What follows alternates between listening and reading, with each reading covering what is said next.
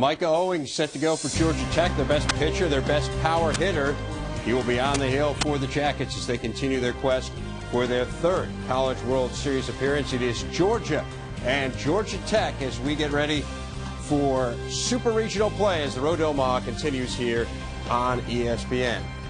Hi everyone, I'm Dave Revson. We are down to 16 teams, 8 Super Regionals, best 2 out of 3. It all starts in Atlanta just moments from now. Great rivalry between Georgia and Georgia Tech. They played in front of the second largest crowd in college baseball history earlier this year. Here are all the matchups. You see the games today on the left-hand side of the bracket include Vanderbilt and Texas, Florida State and Arkansas, Arizona and Long Beach State, in addition to Georgia and Georgia Tech.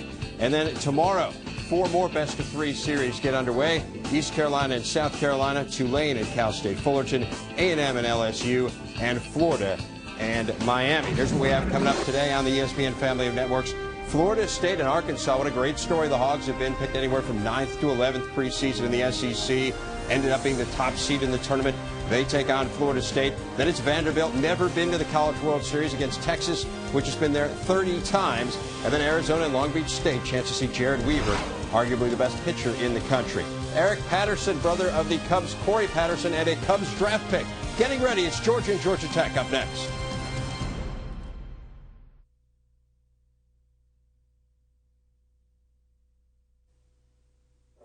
NCAA Championships on ESPN. The Road to Omaha is brought to you by the new Chevrolets. 10 new cars and trucks in 20 months. An American revolution.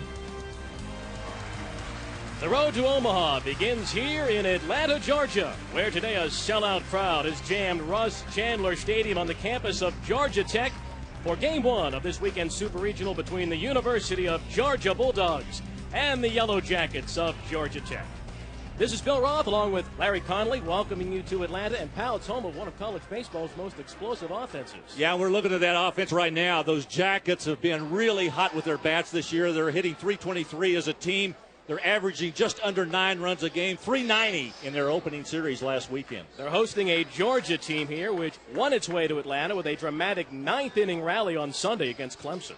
And they really had to come back, particularly after they lost that first game, which was really, a crusher for them. But they came right back, back-to-back solo shots in the ninth by Bobby Felmy, and then followed by Jason Jacobs out of there. And then the big blow by Clint Salmons, the catcher, in the 10th. And that got Georgia a 7-6 win, propelled them here to Atlanta this weekend. Here's the starting lineup for the Dogs. Josh Smith, All-SEC third baseman, is the leadoff hitter for Georgia. Josh Morris, keep your eye on him. He's one of the top freshmen in the country. And left fielder Bobby Felmy hit that big leadoff home run on Sunday against Clemson. They'll be facing one of the top pitchers in all of college baseball, sophomore right-hander Micah Owings of Georgia Tech. Yeah, he's thrown 107 and third innings this year, which leads this Georgia Tech squad. A big guy at 6'5".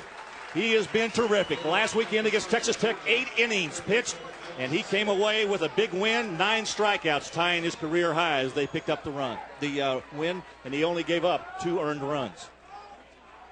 This is the toughest ticket to get in Atlanta this weekend. Georgia and Georgia Tech have sold out this wonderful facility on the campus of Georgia Tech, and the game is underway as Josh Smith looks at a ball. This stadium seats just under 5,000 people, and you cannot get a ticket unless you are either in the know or a major contributor of one of these two schools. They had a crowd of over 28,000 the last time they played. They played that one at Turner Field. I was out there. In fact, I had a chance to do that baseball game. It was the one blowout in the 3 games that they played this year. They split 2 games prior to that game at Turner Field. Now, Owings did pitch in relief in that game, but this is his first start this year against Georgia. The 2-1. Hit in the air towards left. Blackwood is there. 1 away. These are bitter rivals. Yet the players are very familiar with each other. When you talk with the guys, you say, well, it's a big weekend. There's a lot of animosity between the fan bases. What about amongst the guys on the teams? And they say, well, we've been playing against each other, and in some cases with the guys in the other dugout since we were little kids. There's a lot of familiarity. Bill, the conversation was almost universal between all the players. They all had nothing but complimentary things to say about the players in the other dugout because they've known them and played with them and against them for so many years. Here's Justin Holmes, second team All-SEC shortstop. And it's 1-1. Just underway from Atlanta. It is a steamy, humid Friday afternoon. Hit in the air towards center, right center, and it'll be Remley coming over to make the grab, and quickly 2 down in the Georgia first. Let's go back and talk a little bit more about Micah Owings. I talked about his ability to pitch. He's got an array of pitches, a good lively fastball, a hard slider, and has been working on a change and is doing very well with it this year, and one of the reasons why he's picked up 9 wins. There's the first hit of the game off the bat of the second baseman, Szabo, and with 2 outs, Szabo is aboard in the top of inning number 1, and that'll bring up Josh Morris, their terrific first baseman. There are a couple of guys on this Georgia squad that have had some success against Georgia Tech this year, Marshall Szabo being one of them. He is now 6 for 12 against this Georgia Tech baseball team this season.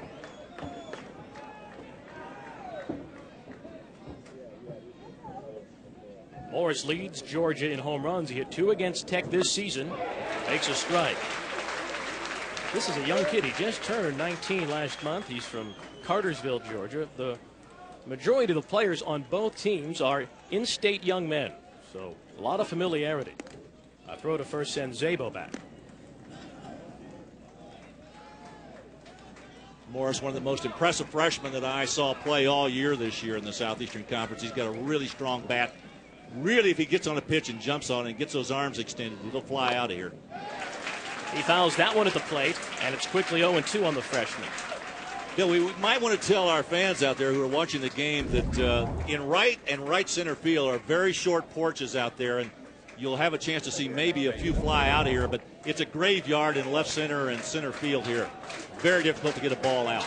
And the breeze, which is a welcome breeze today with the heat and humidity, is blowing out towards right. That's fouled back, and the count remains 0-2.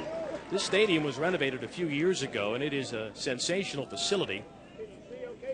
And as Larry mentioned, that is a graveyard in left center. They put almost $10 million into this renovation. They call it the Rusty C. It's Rush Chandler Stadium, but it's affectionately known as the Rusty C around here. No rust in this ballpark. 2 outs and top of the first. Morris takes strike 3, a breaking pitch from Owens. And the Dogs are done in the first inning. The freshman Josh Morse takes that one on the outside corner. Right about knee level, just about a perfect pitch. So after a half inning of play, it is Georgia nothing, and Georgia Tech coming to bat here in the bottom of the first inning. And when you think of Georgia and Georgia Tech and the rivalry around the country, I think what most people think about, Larry, football. Well, I think most people who are around the country that follow Southeastern Conference athletics know how good their football programs are down here, and also in the Atlantic Coast Conference. These two clubs, outstanding football programs, and they love their football in this state, but there are other sports that they play too. Boy, in this baseball series, you can see Georgia has a 184 to 141 advantage in this series. It goes all the way back to the 1800s, and you talk with the guys, you talk with the coaches. There's no one you'd rather beat if you play for Georgia than Georgia Tech, and vice versa if you're a Yellow Jacket. But this weekend, they're playing for something much bigger than just in-state bragging rights. Yeah, I know. I mean, a lot of fans around here, particularly in the city of Atlanta and in the Southeast, who are familiar with these two clubs and know how well they've played all year long. They know about this rivalry, but as you say, there's a much larger arena out there right now, and it's a trip to Omaha that's at stake here this afternoon and this weekend. Been a very competitive rivalry, of course, over the years. Here's the lineup now for the Yellow Jackets of Georgia Tech, and Eric Patterson. Boy, you talk about a catalyst, one of the top players in the country, a high draft pick this past week, and a guy that you got to keep off base if you're a Georgia Bulldog. Left fielder Stephen Blackwood has been hot of late. He's hitting .367. That leads the team. And Micah Owings, the pitcher and designated hitter, leads Tech with 15 home runs this season. And they're facing a young man, also a sophomore right-hander from Georgia, who is a kid that missed last week because of arm trouble, but Michael Heil says he's ready to go today. Well, he's had some problems in his career at the University of Georgia. He actually had Tommy John surgery in the summer before his senior year in high school, and we're talking about Michael Heil. This is a young man who had to pass on his freshman year because his elbow was still bothering him. But as a redshirt freshman last year, he won 6 games.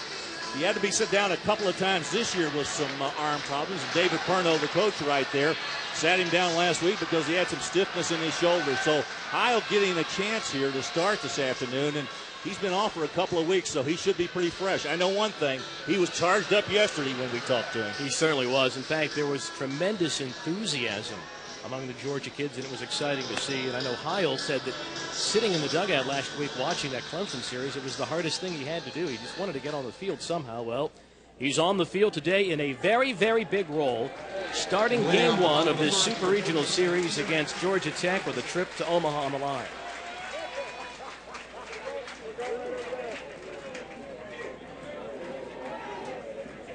Eric Patterson will lead things off for the Jackets. First team All-Atlantic Coast Conference player and the catalyst on this team. If he gets on base by a walk or a single, well, he usually turns into a double and sometimes a triple. He is a stolen base leader, second all-time in the league, and here at Tech, he looks at a ball.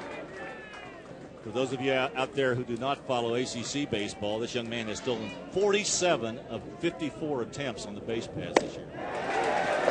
He looks at ball, too. He is the brother of Corey Patterson of the Cubs, and ironically, this past week, Eric Patterson was drafted in the 8th round by the Cubs. He looks at a strike, and it is 2-1. You know, Bill, it's the second time around for him being drafted, too. He was drafted out of high school by the Rockies in the 23rd round. Very, very fast. They want to try to keep him off the bases. Georgia does. He fouls that one down the left field line. Felmy coming over, but it's going to be out of play. 2-1 is the count. Actually, 2-2. You know, the irony of the fact that Eric was drafted by his older brother's team was not lost on him. He said it was a real honor, but he's not even thinking about pro ball yet. He's focused on this weekend and hopefully ball next weekend. That looper will get in for a base hit, and Patterson is aboard to start the Tech first inning. And immediately the wheels go into motion. You know, in David Perno's dugout, he's thinking about what he's got to do to get him close to that bag, to not allow him to steal that base. And more importantly, Michael Heil out there trying to keep Patterson close to that first base bag. This guy is thinking about going with every step that he takes. Center fielder Brandon Boggs stands in there from the left side. And the throw to first chases Patterson back. Larry, you mentioned he's only been thrown out 7 times this year in 54 attempts. He, at one point, stole 29 straight bases before he was picked off in the ACC tournament up in Salem, Virginia against Clemson. He's been hot stealing bases. This has been a red-hot team. Well, the thing it does, I mean, when you've got speed like this on the base paths, it disrupts everything within your defense out there. I mean, everybody is concentrating so much on the runner at first. And it really takes a little bit away from the pitcher's concentration on the guy at the plate. Heil's got to get after Boggs right here, too. Tried to bunt and fouled it off. Heil hasn't pitched since he faced the Florida Gators at the SEC tournament. So it has been a couple of weeks since he's had an outing.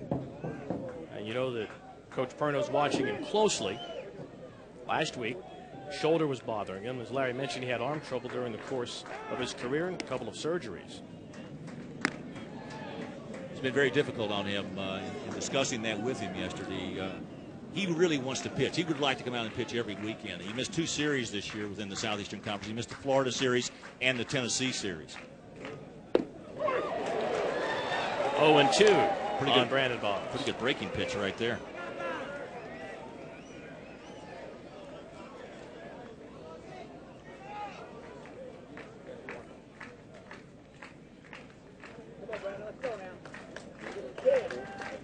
Another throw over, and he's back. Boggs, the batter, is a switch hitter. He says that he hits the ball and sees the ball better from the left side, but he has more power from the right side. He'll enjoy hitting on a day like today from the left side with the wind blowing out towards right. There goes the runner And the ball was put in play weakly to Morris at first. That'll move Patterson to second with one down.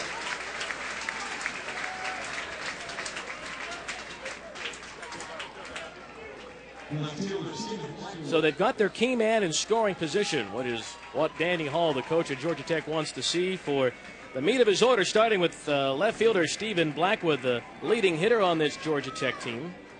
Steps in there with a .367 average.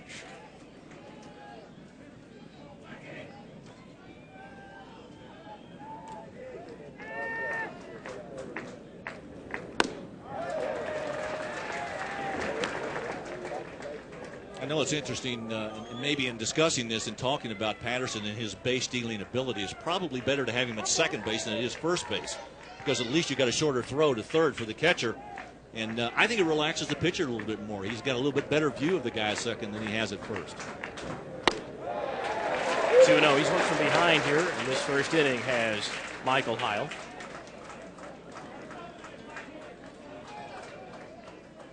It does not negate the threat that young man has out there at second base.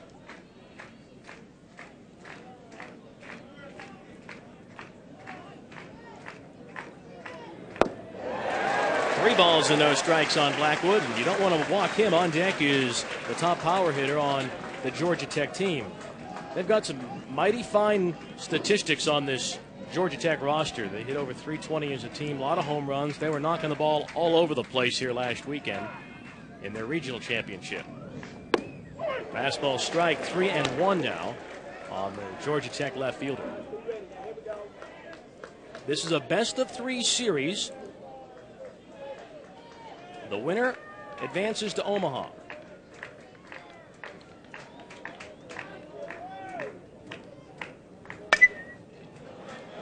Down the line and left. No one will have a play on it, although Josh Smith gave it a good effort. This is the first of a couple of ACC versus SEC matchups that we'll see this afternoon. Georgia Tech here. Florida State and Arkansas will play later today as well. So we're going to have these power conferences going head-to-head. Bill, I was just looking at that pitch that Michael Heil delivered in there to Stephen Blackwood. I'll tell you what, he ran a good fastball in on his hands right there and really jammed him. He didn't have a chance to get that bat. Blackwood basically is a gap hitter. He's a perfect three-hole hitter. I mean, he's got 21 doubles, and he really drives in a lot of runs. 3-2. Fastball fouled back.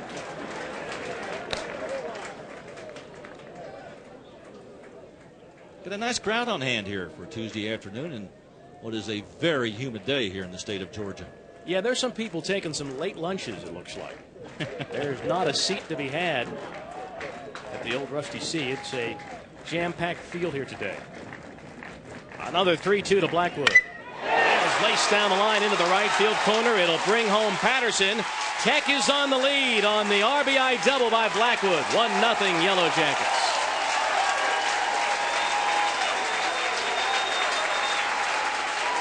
Well, he challenged him with another heater. He fouled a couple off. Good at bat for Stephen Blackwood. Well, it's a little bit out of the strike zone. It was up and in. You can see right there, Blackwood turns on that ball. Looked like it was a breaking pitch that he hung a little bit up around the letters, and Blackwood jumped all over it for his 22nd double of the year and his 65th run batted in.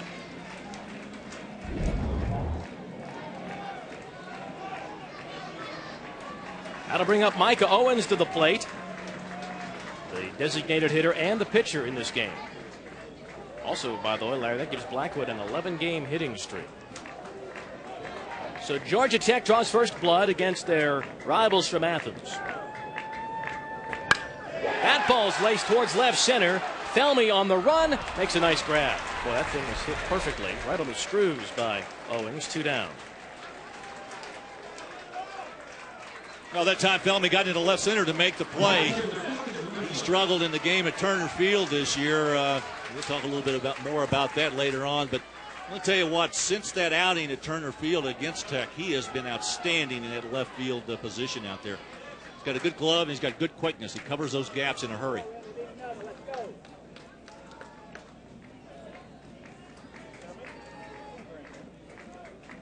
Here's the right fielder, Clifton Remley, junior from Marietta, who has found a power stroke 4 of his 12 career home runs have come in NCAA play. He looks at a ball. You look up and down the Georgia Tech lineup, a lot of guys have gone yard here of late, and Remley is one of them.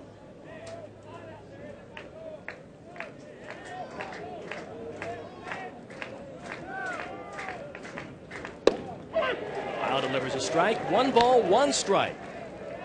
When you look at the statistics of this Georgia Tech squad, Remley really jumped out at me. He only strikeouts about 1 in every 10 official at bats, which I think is really good. It means he's putting the ball in play.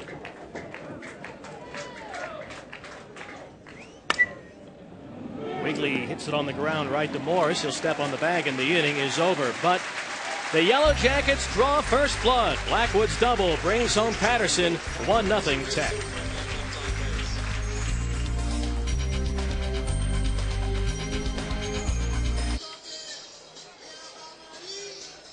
Well, the folks beyond the right field fence have found an innovative way to watch the game today. They're actually outside the stadium. They see Tech on top 1-0. Hey, the road to Omaha continues with triple header action at 4 Eastern on ESPN2. Florida State battles Arkansas. 7 Eastern on ESPN. Vanderbilt meets Texas. Then at 10 Eastern on ESPN2, Arizona takes on Long Beach State. Catch additional super regional coverage with ESPN College Grand Slam this weekend. To order, call your local cable company or satellite provider. The Road to Omaha on ESPN and ESPN2. For more information, log on to ESPN.com. Bill, I got to tell you, Arizona was a big surprise to me coming out of that Notre Dame regional up there. They were the 3rd seed. They got out of there, and now they're out west playing for a chance to go to Omaha. They won at Notre Dame. It's interesting, just because you play at home in the regionals doesn't guarantee you a victory. Doesn't mean you're definitely going to advance to the super regionals. We saw Ole Miss go down at home in 2 straight. Here is Side leading things off in the 2nd inning. The University of Georgia right fielder.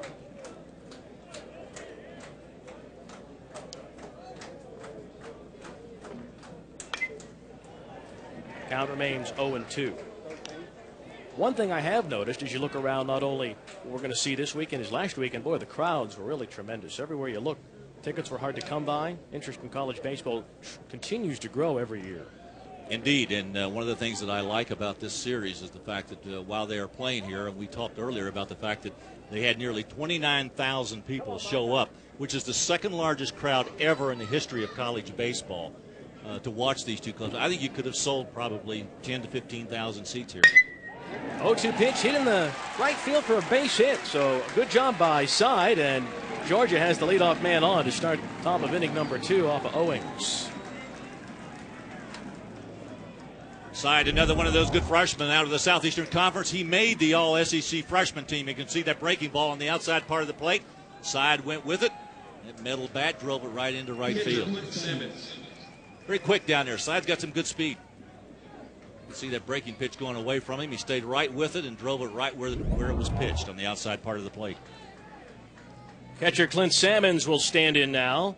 Young man who has had a heck of a week. On Sunday, he hit a game-winning home run in their Georgia victory over Clemson. On Monday, drafted by his boyhood favorite team, the Atlanta Braves. It's a pretty good 24 hours for the catcher for the Georgia Bulldogs. It was a pretty high draft pick, too, the 6th round. Good catcher. The Southeastern Conference was blessed with a number of really quality catchers this year, and he was one of them.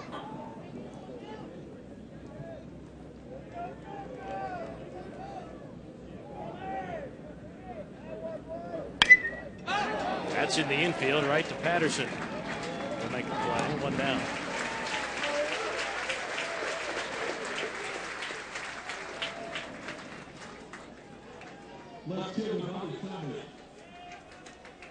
Here's Bobby Felmy standing in there. You saw his highlight at the top of the telecast this afternoon. He had a dramatic home run on Sunday as well. In fact, it was the bottom of the order that got things done for Georgia in their tremendous rally over Clemson.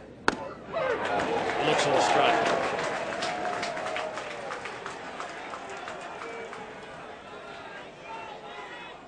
Home plate umpire Ken Elbridge is hearing it from the Georgia dugout after that call. Keep moving.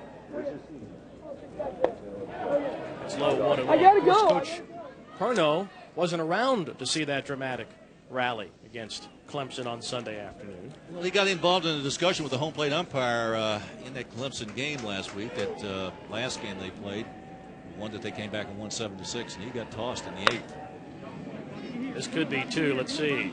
There's 1. Let's save it first.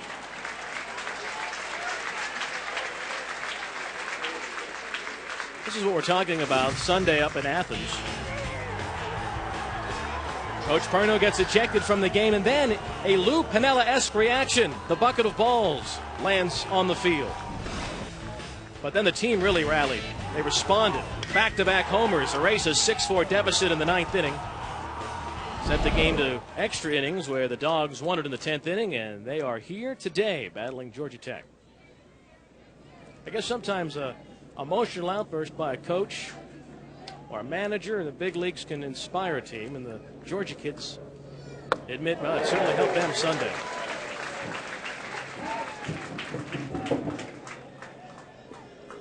Georgia Tech's Danny Hall, who's in his 11th season here, has taken 2 teams to the College World Series in '94 and again in 2002. He's the 2-time ACC Coach of the Year.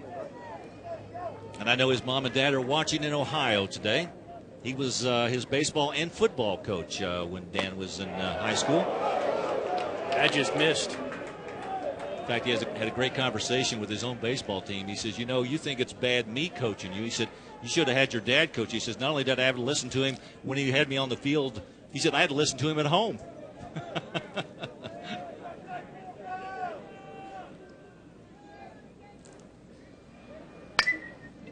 Jacobs fouls one back. Hall's from the cradle of coaches. He's from Miami of Ohio, of course, known for producing football coaches. He lived in Hepburn Hall, a dormitory at Miami of Ohio, also in his dormitory. This is amazing. Randy Walker lived in that dorm with him. He's the coach at Northwestern. Ron Zook, the head football coach at Florida. And Randy Ayers, the ex-NBA coach. They all lived in the same dormitory at Miami of Ohio. Charlie Leibrandt, who went on to a successful career as a Major League pitcher, he lived in Hepburn Hall. That was a heck of a dormitory at Miami of Ohio. And so the cradle of coaches extends beyond football, obviously baseball as well.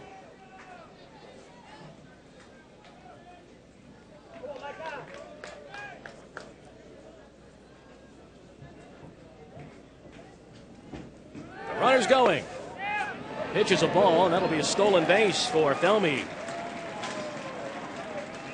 It is his 9th of the season. So Georgia with a runner in scoring position and 2 down. Good pitch to go on. You'll see Felmy right here. He'll steal his 9th base in 11 attempts. Got a good jump. Throw to the other side of the bag that time by Mike Nickius. It's on the other side. They may have a play. Felmy's got some speed. He's got some quickness. 3-2 on the designated hitter Jacobs. And he moves it ball 4. So 2 on, 2 down here in the second. We're at Russ Chandler Stadium in Atlanta, Georgia, on the campus of Georgia Tech. Game 1 of this weekend's Super Regional between Georgia and the 4th-seeded Yellow Jackets of Georgia Tech. The long-standing rivals have been playing for over 100 years, but never with this much on the line. And we have a sellout crowd here at Russ Chandler Stadium in downtown Atlanta. All this a prelude to Omaha, Nebraska next week when everybody lines up and tries to win the national championship at the College World Series. One of the great events, I think, of the year. Here's the center fielder Kyle Keene taking a strike.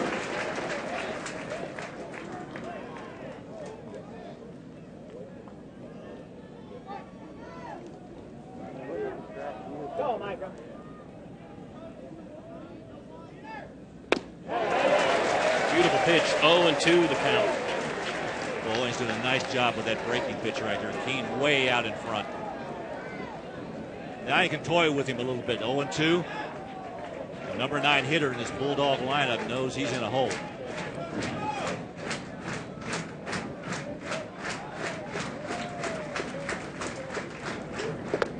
Strike 3, and he was over. So Owings gets out of it. A hit and a walk and 2 men left, but Micah Owings sets down Georgia in the second inning. Middle of inning number 2, 1-0 Jackets.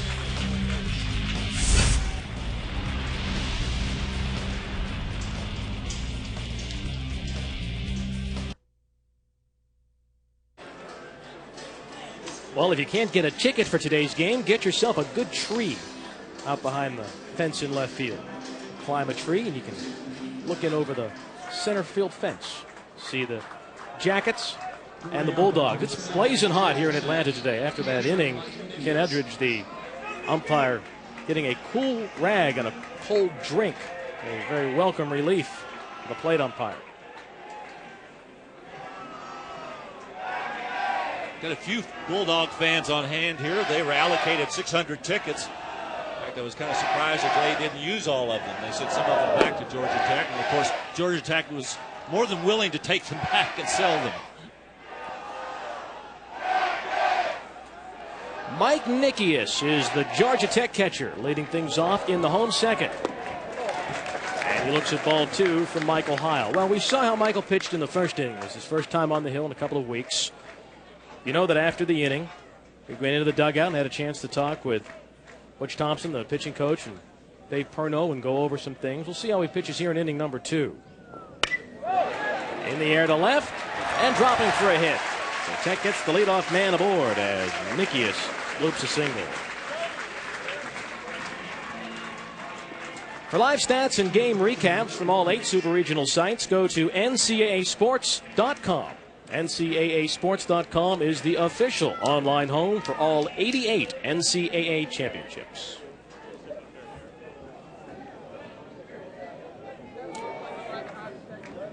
Here is Whit Robbins standing in there. And he looks at a strike. He's from Calhoun, Georgia, as you can see. Now, we know for sure that Whit's mom and dad, they're going to Omaha one way or the other. Right, Larry? That's a great story. For those of you who don't know that, Whit has a brother who plays on the other side over there. Matt plays for Georgia, and the parents are here today, and they don't wear either colors of either school. They just simply show up and root for their sons. And yes, they are going to go to Omaha either way. Nikias takes off. He's going to get thrown out easily.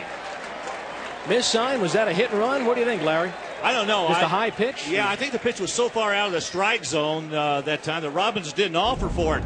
Pretty good play by Sammons to come up with it. Look how high and outside of the strike zone it is. Almost looked like a pitch out. Easy tag by Holmes down there, and an easy out is Mike Nikias, the catcher.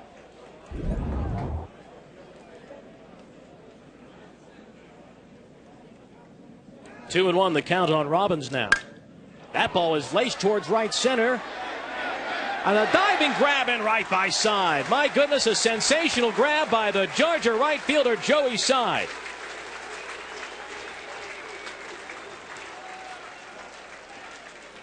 Well, these are the kind of plays you expect to see when you reach a super regional. Plays like this. Defensively, this is a web gem right there. Laid out and a nice catch in right center field by Joey Side, the freshman. Bill, that's what I like to see. Love to see guys going after plays like that. 2 down now, and shortstop Tyler Green stands in there. I think we'll see plays like that all weekend long, not just here, but all around the country. Lady, come up here from Florida for the weekend. I did. How you doing? I had a double duty today. Yeah, alumni board meeting. Heil misses again. 2 balls and no strikes on Tyler Green. One thing, the Southeastern Conference really, they pulled a few teams into this tournament, didn't they? They well, let me ask you about 9 that. and did they deserve to have 9 teams? That's a new NCAA record. 9 teams from the Southeastern Conference made the field of 64. Well, I think when you look at the RPI, yes, it's justified that they had 9, but I think more importantly than that is the fact that they've got 6 left. I mean, they've got 6 teams in the Super Regional right now, 6 of the 16 that are left. Hit on the ground towards Holmes. Low throw, good pick by Morse, and the inning is over. 2 innings complete from downtown Atlanta, and Georgia Tech up 1-0 as we head to the third.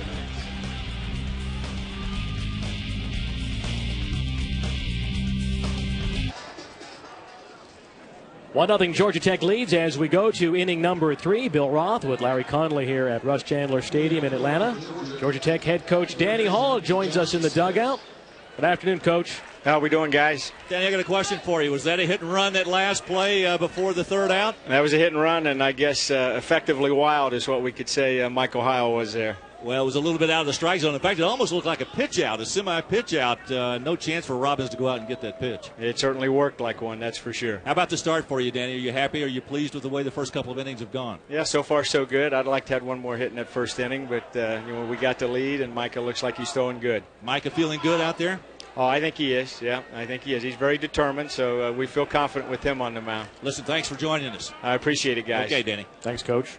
We'll talk with Coach Perno in the next half inning. His leadoff man, Josh Smith, starts the third with a base hit. That's the third Bulldog hit of the day.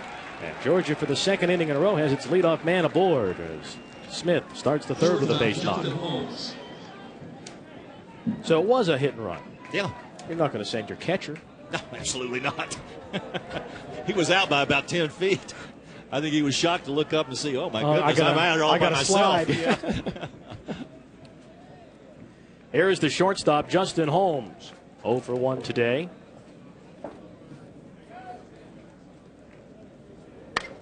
He fouls that one back and out of play. Bo Owens is such an imposing figure out there. I mean, 6'5", 225 pounds. The sophomore can come at you with a fastball that rides into the high 80s, sometimes in the low 90s. But I really do like his slider. I think he comes up there with a breaking pitch as wicked as anybody in college baseball. Holmes tried to bunt.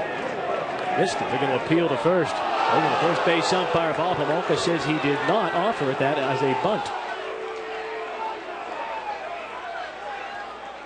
What do you think, Larry? Well, from the side view, I'm going to say that was probably the proper call. Watch him pull that bat back.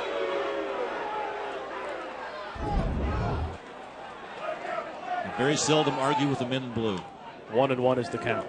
All right, so let's talk about Owens. You said you really liked his fastball, gets into the 90s, and a great slider, but he's a great hitter as well.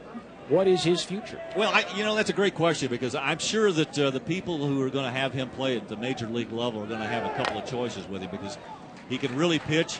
He's a terrific hitter. I mean, we've talked about the fact that in the first inning, I mean, he is one of their leading hitters. This is a guy hitting .324. He's got 15 home runs, 64 runs batted in. I was watching him in batting practice yesterday. I'm going to tell you what. He hit some tremendous shots out of here yesterday in batting practice. Yeah, I mean, the ball's coming in there waist high and it's not very fast. I'm telling you, he's got a great bat, tremendous bat speed, and a big, strong, physical player. I think he's got a great chance to be a star at the major league level. Eventually, he will have to decide. Not only is he coming back to Georgia Tech next year, or is he going to sign, but what position he will eventually play as a pro. You know, I asked him that question yesterday. I said, you have a choice. I mean, because at some point you're going to have to make that choice. And he says, I don't worry about that right now. He says, because I really enjoy doing both of them. I like pitching. I like being the DH. And he says, I really don't want to go away from that right now. You know what? If I'm Danny Hall, I wouldn't let him go away. Spend another year here to think about it, right? Absolutely. Keep him right there. Well, he was 9-1 this year. This is his 14th start of the season. Very dependable player as both a designated hitter and a pitcher. In the air to right, the wind is carrying that ball, and it's over the head of Remley and right on a fair ball. Smith goes to third on the double by Holmes. There's a great example, Larry, of how the ball is carrying here today towards right. That is the 13th double for Holmes, and the Dogs are in business in the third. Second and third, and nobody out. And, Bill, oftentimes when I come into Rush Chandler Stadium, you can see that pitch was up around shoulder level for Holmes. He drove it to the right side, and you can see right there Remley is trying to get to the ball, but the wind just kept blowing it away from him. Tell you what, the runners almost ran into each other. Watch right here, Josh Smith making the turn at second. He wasn't coasting into third until the end right there, and now Georgia with a little bit of a rally here.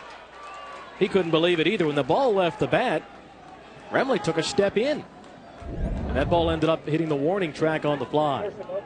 So now Szabo bats with runners at second and third and nobody out. And fouls it to the screen.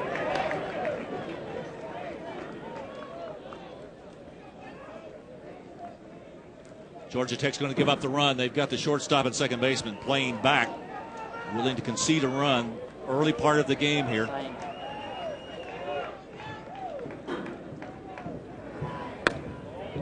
Szabo takes one high. 1-1 the count on the UGA second baseman.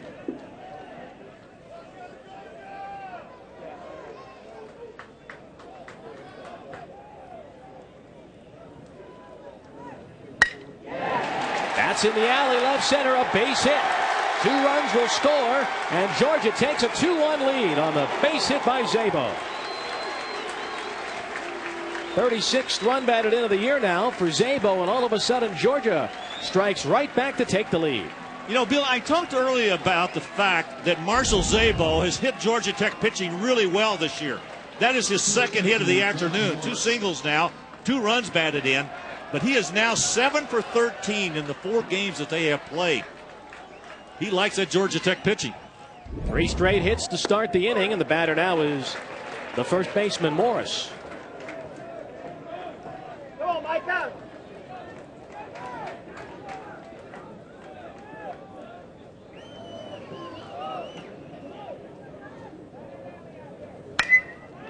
Josh hits that one a mile high behind the plate. Nickius is going to give it a look, but it's going to end up about 8 rows back in the seats right behind home plate here in Atlanta.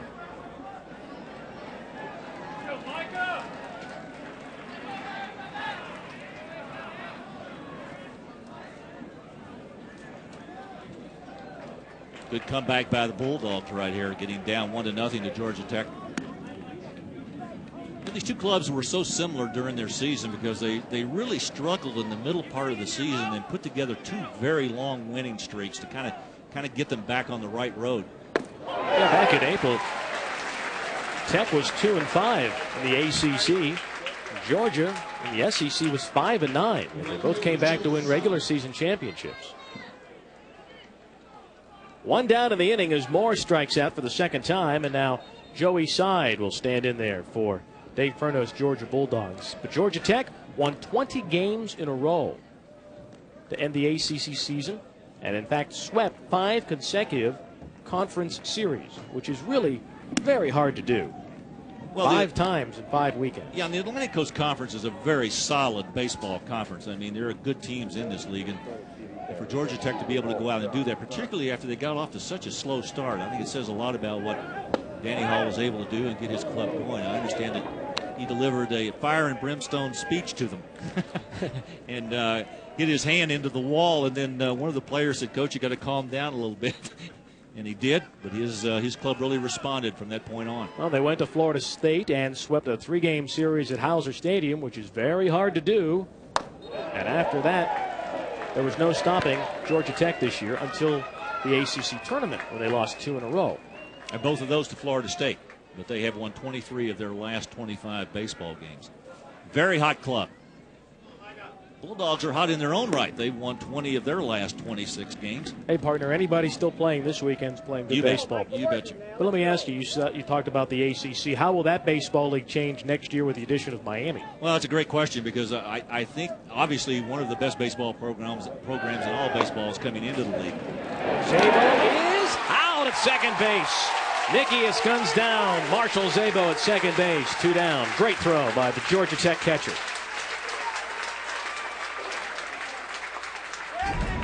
It's a good throw because Szabo's got some hops. Yeah, Georgia Bulldogs, it's kind of an interesting stat. They were #1 in the Southeastern Conference this year in caught stealing. That is the 35th time this year they have been caught stealing. So they'll try to steal a lot of bases, but a lot of times they're not very successful. That's the 3rd time Szabo's been thrown out. 3-1 is the count on the right fielder, Joey Side. And he takes ball 4. 2 outs, runner aboard. Sunday night, 2 of Major League Baseball's most storied franchises meet in an interleague clash. Manny Ramirez and the Red Sox take on Adrian Beltre and the Dodgers. Coverage begins with baseball tonight at 7 Eastern. Dodgers-Red Sox also available in Spanish on ESPN Deportes and in high definition on ESPN HD. You don't have to sit on a roof to watch the game. Call your cable operator, DirecTV or Dish Network today. And for more information, log on to ESPN.com. These Georgia Tech students are smart. They're finding places to see this game, even if they couldn't get in. Rooftops, treetops, fence posts. There are a lot of office buildings that circle the campus here, too, but I think you'd have to have binoculars to be able to see over here. And it just missed inside to the catcher, Clint Sammons. Georgia scored twice in this inning to take the lead, and Side is aboard first with 2 down against Owings has had a tough inning. He's thrown a lot of pitches in this inning on a hot day.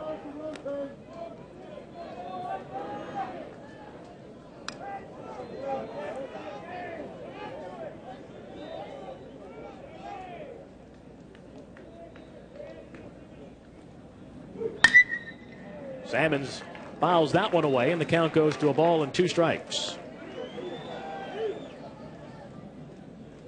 Salmon's one of the top defensive catchers in the Southeastern Conference this year.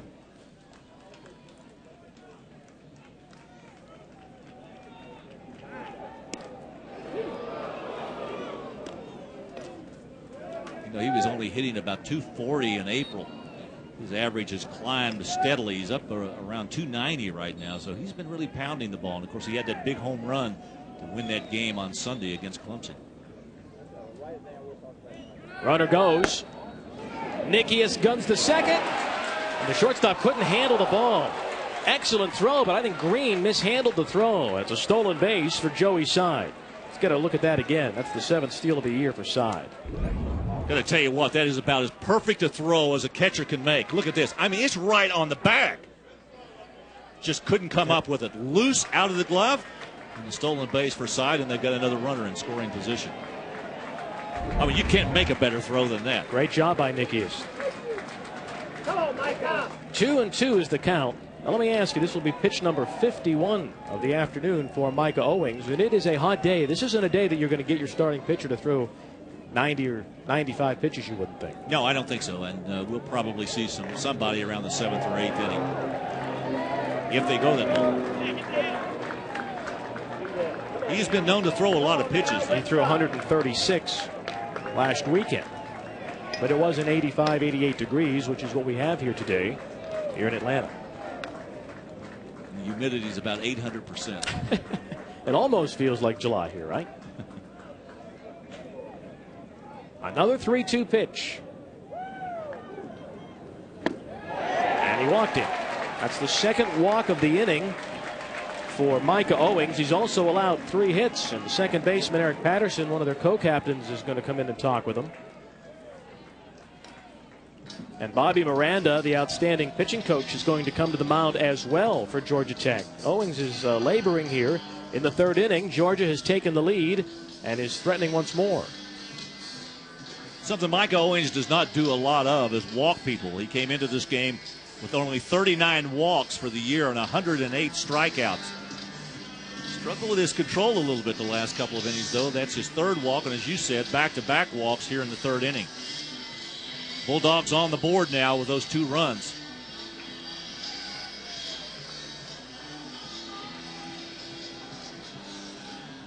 Well, the pitching coach out there must be saying, hey, let them put it in play. We've got a great fielding team. Georgia Tech is having one of its best seasons ever in terms of its defensive fielding. In fact, even better than the 94 team here, which went to the College World Series. That was probably the best team they've ever had at Georgia Tech with Nomar Garcia-Pera and Jason Varitek and Jay Payton. But this team is actually better defensively than that. And the last thing that Miranda wants is his pitcher Owings walking guys. Left fielder Bobby Philby. Well, they've played 63 games, and they've only committed 64 errors. That's pretty good for college baseball. 2 on and 2 down for Bobby Felmy.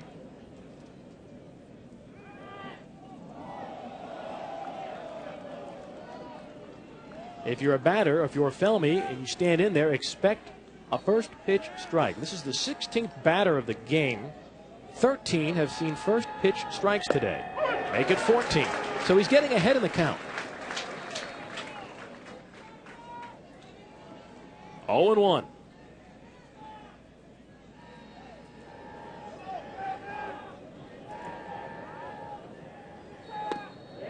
Check swing. He went, says the plate umpire Ken Eldridge, and the count goes quickly to 0-2 Mike on Owings Bobby Felmy. with a nice breaking pitch that time to jump out in front.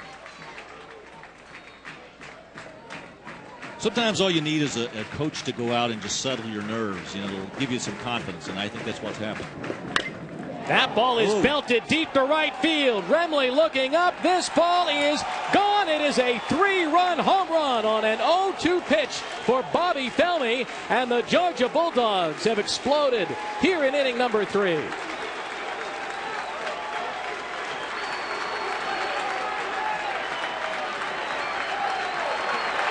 a 3-run home run by Felmy. The second game in a row that the University of Georgia left fielder has hit a big home run, and all of a sudden it is 5-1 for the Diamond Dogs. Well, he got it started in that game last week against Clemson with a home run, and he comes right back here again with a big 3-run blast to give the Bulldogs a pretty good lead right now. They're up 5-1. 9th homer of the season.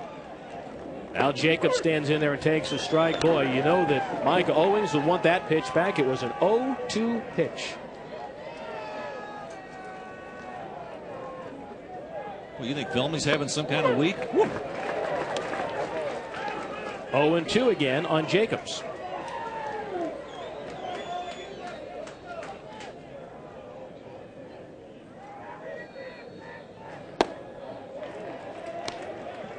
That misses and the count goes to 1-2. Here again is the home run. Look at Felmy. He jumps all over this. I mean, did you see the bat speed there? I mean, he got that bat right through the zone and got it out, got those arms extended. As I said, the ball really travels well to right field here. And the wind helped it a lot. 9th home run of the year for Bobby Felmy. 2 big home runs, one in the regionals and now one here in the super regional. There's a swing and a miss, strike 3, and the inning is over. But what an inning it was for the University of Georgia Bulldogs. A 2-run single by Szabo and a 3-run home run by Felmy. And Georgia leads 5-1.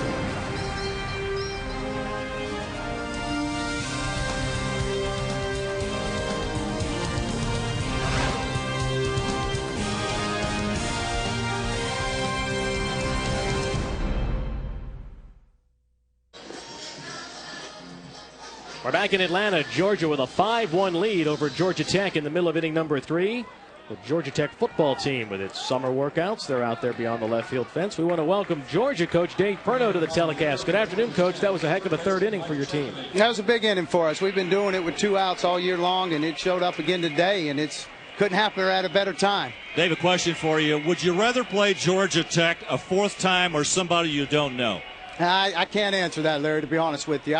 I felt like they're extremely talented, and they've played it very well down the stretch. So I can't tell you that I wouldn't rather play someone else, but right now I like what's going on. Do you think you match up well with them? Obviously, coming off of this inning, you did. Well, I think if being in the SEC like we are, we can match up with anybody. I feel that strongly about our league, and it's so tough from top to bottom. So I don't care who we really match up with. We just need to do our thing. Okay, Dave, thanks for joining us. Thanks, guys. 5-1, Georgia leads.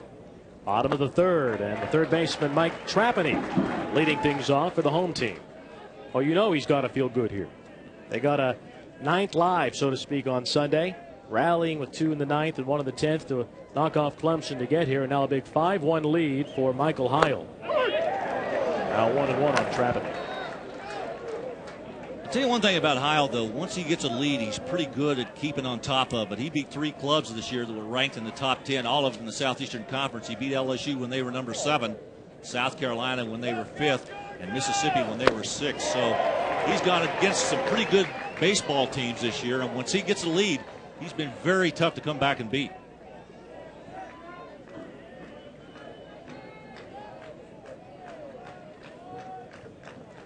Here's the 1-2.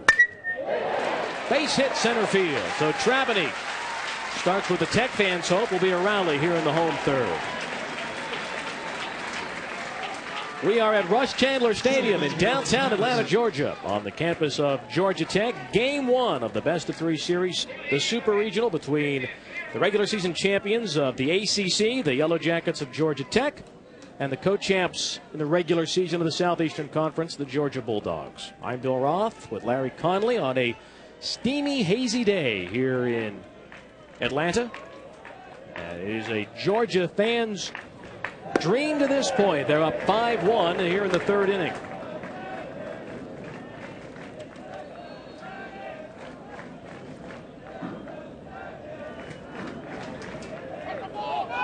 That's a balk out of the league, yes. You got it. Heil balks, and that will move the runner Trapani down to second base. Heil's first balk of the year. Once again, he starts. Fumbled the ball, and there it is. Yep.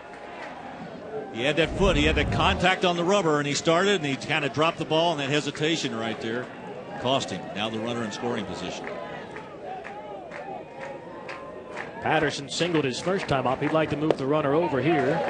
And he looks at a ball. It's 2-0. If you watch closely, it just slips right out of his hand, doesn't it? Yeah, and I mean, he's in good position right here. He's trying to grab it. He kind of pulls it into his body, but he had already started his motion. He started his hands up. You got to continue through with that motion. That's fouled out of play. 2-1 the count on Eric Patterson.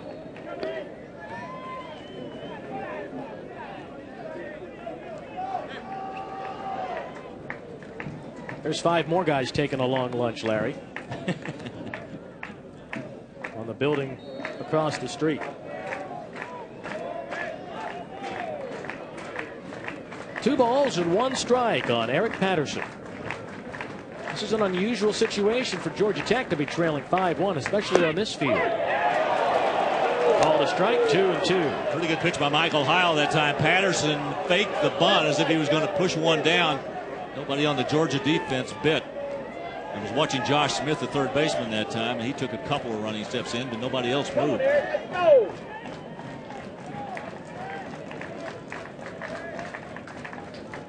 Patterson takes one high, and it's 3-2. One thing about Georgia's team, and any team really in the SEC, you play so many games on tough road fields. You're used to playing in hostile venues. But they've had some success here. They've won the last 2 games they've played on this field. So they have some confidence. And for that matter, Georgia Tech beat Georgia at Georgia this year. So each team has won on the other's respective field. Ball hit to deep center. Keene looking up. The ball is gone. It's a 2-run home run for Eric Patterson. And here come the Ramblin' Wreck, getting right back into it here in the bottom of the 3rd. 9th homer of the year for Eric Patterson.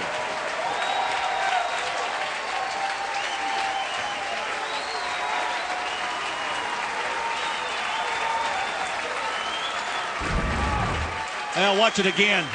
Ball is right down the gut. Patterson went down and got it, drove it to straightaway center field. I'm going to tell you what, he really got into this one, because to get one out of here in center field straight away, you got to have some power.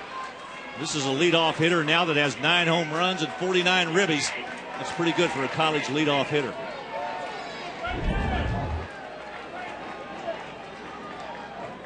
Now Brandon Boggs stands in and looks at a strike.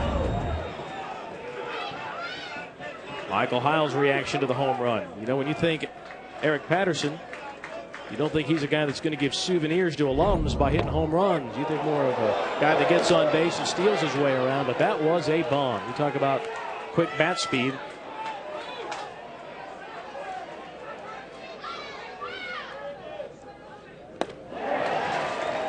Ball on the dirt on strike 3, and Salmons will throw him out at first. 1 down here in the 3rd. That's a big bounce back inning, though, at this point for Georgia Tech. Give up a 5 spot, and then they come back and get a couple right back. You're right, Bill, and for them to have a chance to come back, you don't want to get it all back at once. I mean, you'd love to, but if you can just start to whittle away. I mean, remember, we are just in the bottom of the 3rd.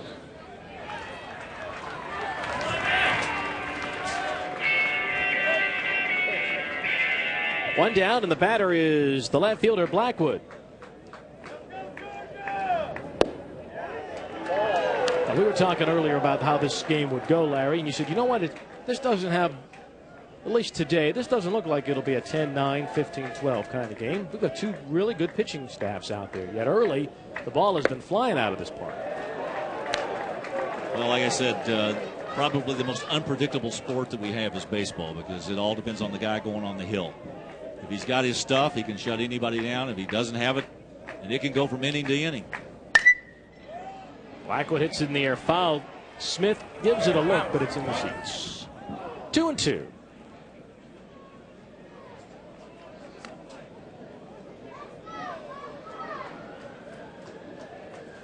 So you think the SEC this year was the best league? Yes, and the RPI numbers will tell you that. I mean, they were up there all year long. In fact, right from the beginning, the conference was really, it stood out among everybody else out there that had good baseball leagues. And there were several out there. I mean, the Atlantic Coast Conference had a good league this year, the Big 12, the Pac-10. All the traditional ones that year after year that send teams to regionals and super regionals out of those respective conferences. you can always look back and look at the RPI and notice that those are the clubs that are going to send the good teams. Szabo should take care of this one. 2 down. Well, the road to Omaha continues with triple header action at 4 Eastern on ESPN2. Another ACC-SEC battle, Florida State and Arkansas. At 7 Eastern, Vanderbilt meets Texas. And then at 10 Eastern on ESPN2, Arizona takes on Long Beach State. Catch additional super regional coverage with ESPN College Grand Slam this weekend. To order, call your local cable company or satellite provider. The road to Omaha on ESPN and ESPN2. For more info, log on to ESPN.com. Now that Vanderbilt-Texas series should be something to watch as well. Yeah, Texas had better be alert down there. This Vanderbilt team is much, much better than people have given them credit for all year long. They've got 2 really good frontline pitchers. A young man by the name of Jeremy Sowers was a first-round pick this past week in the draft, and he was the 6th overall selection in the draft. Keep an eye on him. I'm sure he's going to be the starter this afternoon against a very, very good Texas team. 1-1 the count on Owings. Look out in that Georgia Tech dugout. Fouled out of play. 1-2. Mike is 0 for 1 in the game. Fly to left his first time up.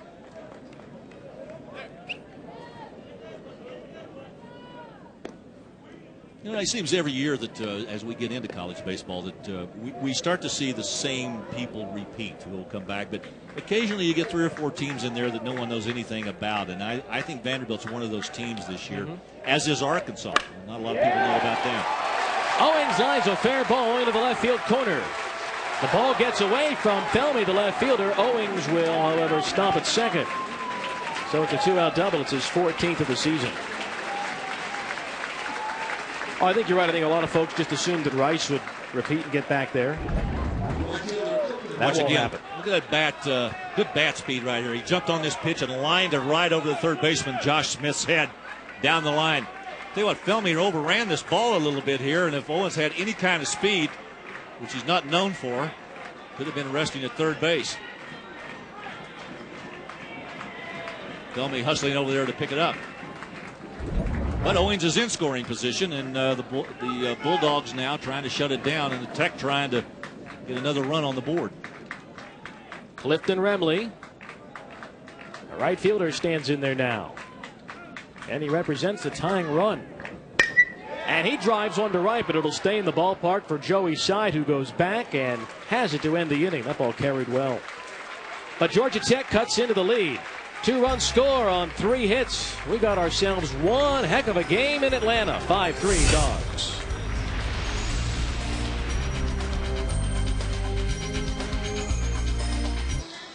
Georgia's up 5-3 after 3 innings. This is a Georgia Tech tradition. The 3rd inning stretch with Coach Steve Tambor out in left field. The Georgia Tech reserves stay loose. Doesn't take a whole lot to stay loose on a day like today, but they were out there in left field after the 3rd inning, keeping loose. There's a few more people staying loose. With a nice cool one? Yes. Now, this is a series that, as you mentioned, Larry, you could probably sell 25,000 seats if you had a stadium big enough. The Braves are out of town, but I don't believe Georgia Tech would want to play there. I think this is a great home field advantage for them. They did draw 28,000 when they played. It's a great year for college baseball attendance. They had a crowd of 40,000 in San Diego this year. Take a look at the starting pitcher comparison right here. You can see Heil and Owings each having thrown 3 innings, and at this point, obviously Georgia leading Georgia Tech 5-3. Heil has yet to walk a batter. Well, Owings had a very rough 3rd inning, giving up 5 runs. Let's see how he pitches in the 4th. I think it's always interesting to see how a pitcher comes back from a bad inning. I mean, if you give up 5 runs like he did in that 3rd inning, I want to see how he responds. And I'm sure Danny Hall is thinking the same thing. What kind of inning is he going to have after that? Misses low and away, and the count goes to 1-1. The one thing about it, though, he continues to get ahead of the hitters. He's pitching first strike pitches a lot to the guys that are coming up there. Unfortunately, he's given up a couple of hits when the count has been 0-2, including the 3-run home run by Felmy.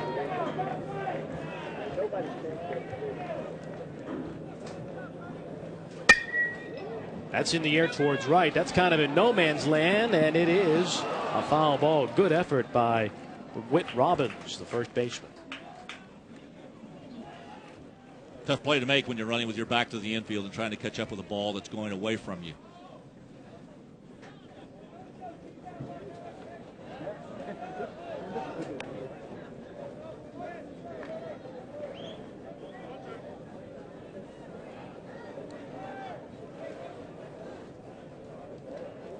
Two and two on Keene. Showed bunt, and it's just outside. 3-2.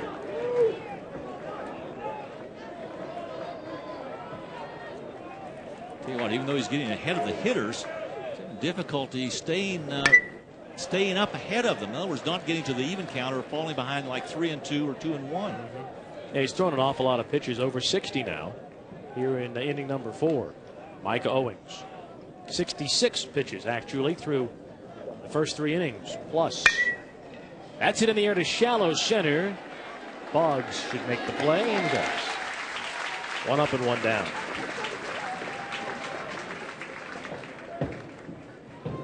You know, it's amazing. This series dates back to 1898. Josh Smith. That Georgia Tech and Georgia have been playing. Danny Hall's been here for 11 years, but they've been playing this series for over 100. The last 2 times they played in postseason play, the winner of the game, they've never played in a super regional before, but the winner of the head-to-head game went on to the College World Series. So when they have played in postseason play, only 4 times, there's been a lot on the line. But this is very unique. 6th year that we've had this super regional setup where you play the best of 3, which is really exciting for the fans in the specific towns where you're hosting. That makes this really a dramatic weekend in Atlanta. And for those of you who do not know, the Georgia Bulldogs went to the College World Series in 2001, and Georgia Tech followed that up with an appearance in 2002.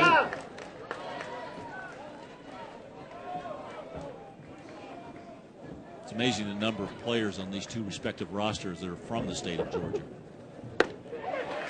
2-2. Well, it's obviously a very fertile recruiting area for high school baseball. A lot of great players come out of this city specifically. Hit on the ground to second. Easy play for Patterson. 2 down. Well, it's 5-3 here in the 4th. How did we get here? Szabo had the big hit for Georgia. 2-run single.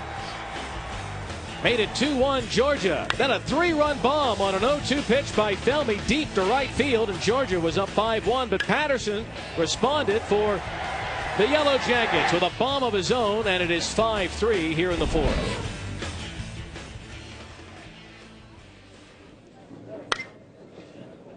Here is Justin Holmes fouling one back.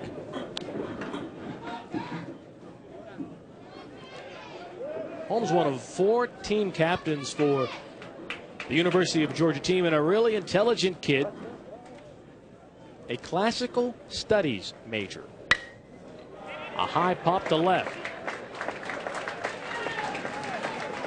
And a classic catch by the left fielder ends the inning. So a good bounce back inning for Micah Owings. 5-3 Georgia.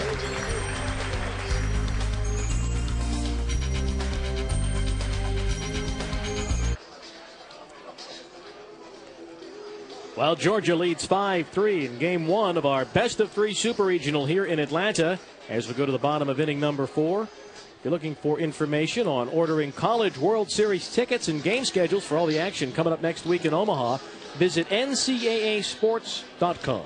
ncaasports.com is the official online home for all 88 NCAA championships. Bill Roth, Larry Conley with you here in Atlanta on a hazy, hot, and humid day. Feels like middle of August down here today. Temperature in the high 80s. Very muggy. And the Georgia Bulldogs leading their rivals Georgia Tech 5-3 as Tech comes up here in the home 4th. Heil so far has delivered 53 pitches. 34 of them have been strikes. Same situation. Micah Owings bounced back after having a bad 3rd inning. Let's see what happens to Michael Heil here as he gave up that 2-run homer to Eric Patterson back in the last inning. See how he responds.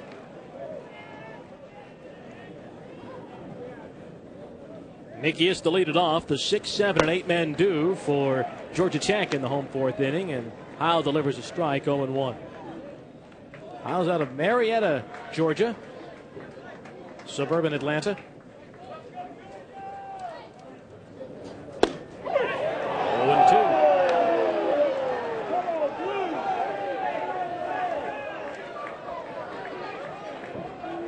Nickius had a good regional last weekend. He was 4 for 10 with a homer and 3 runs batted in. Stays alive. And the count remains no balls and 2 strikes. I asked Coach Hall, I said, you guys obviously recruit. Georgia Tech recruit a lot of the same kids. He said, yeah, both Georgia and Georgia Tech both recruited Salmons, and they both recruited Nickius. They're both terrific catchers, both from this area. Nickius wearing the white today. Salmons, of course, having a terrific career with Georgia. As the count, it's 1-2. Speaking of terrific careers, how about the season and the year that guy's having right now? Paul Hewitt, the head basketball coach at Georgia Tech, took the Yellow Jackets to the Final Four this year. Just walked into the ballpark, gets a big ovation. Nickius drives one towards left center, and it'll be caught out there by Keene. 1 up, 1 down. There's Coach Hewitt. What a run the Jackets had. Yeah, what a terrific year he did have, too. Got them into the championship game, lost to a very good Connecticut team. But you know what? From the beginning of the year when they won the preseason NIT, in fact, they beat Connecticut on their way to that championship. It was pretty much assumed that they were going to have a good year, and he did a terrific job of coaching those young men. That's one of the bright young coaches, I think, in college basketball right now. Here is the first baseman, Whit Robbins, standing in there now for Georgia Tech, and he looks at the ball.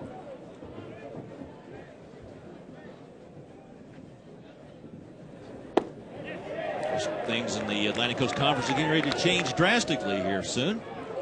Both Miami, Virginia Tech come in next year, and Boston College comes in the year after that. So down to a 12-team league. It will be a new super conference. Athletics certainly changing in this part of the country. 3 balls and no strikes to count on Robbins. Well, it'll be an unbelievable football league. And I think a lot of folks will be comparing it to the SEC in all the sports now that both leagues have 12 teams. There's a strike. For example, with Miami in baseball, you're talking about Miami, Georgia Tech, Florida State, Clemson.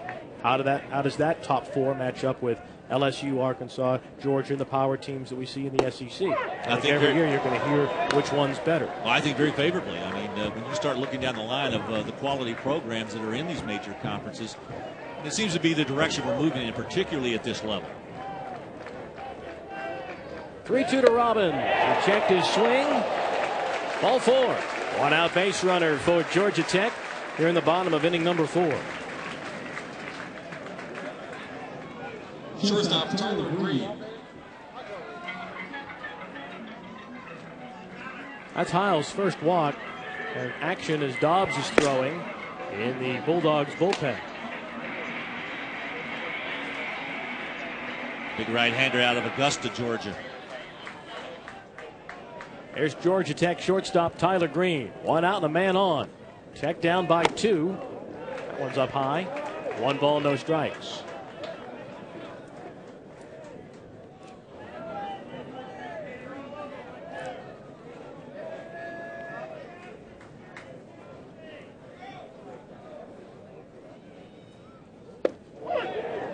One and one. This, of course, is a town that is both an ACC and an SEC town. So folks in this town take great pride in their respective leagues. Well, Bill, as you know, I've lived here for a number of years, and I will tell you that having traveled around the country, and I've been in most of the major cities around this country several times, this is one of the few big cities that I really think is still a college town.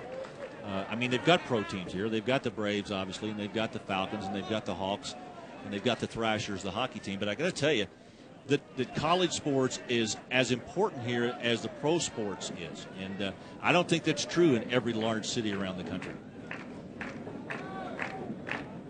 The 1-2. Hit in the air foul. Let's see if Smith or Salmons can make a play. Salmons, nice job by the Georgia catcher. 2 down here. Terrific play. Hey, Sunday night, 2 of Major League Baseball's most storied franchises meet in an interleague clash. Manny Ramirez and the Red Sox take on Adrian Beltre and the Dodgers. Coverage begins with baseball tonight at 7 Eastern. Dodgers-Red Sox also available in Spanish on ESPN Deportes and in high definition on ESPN HD. Check out the catch by Sammons here.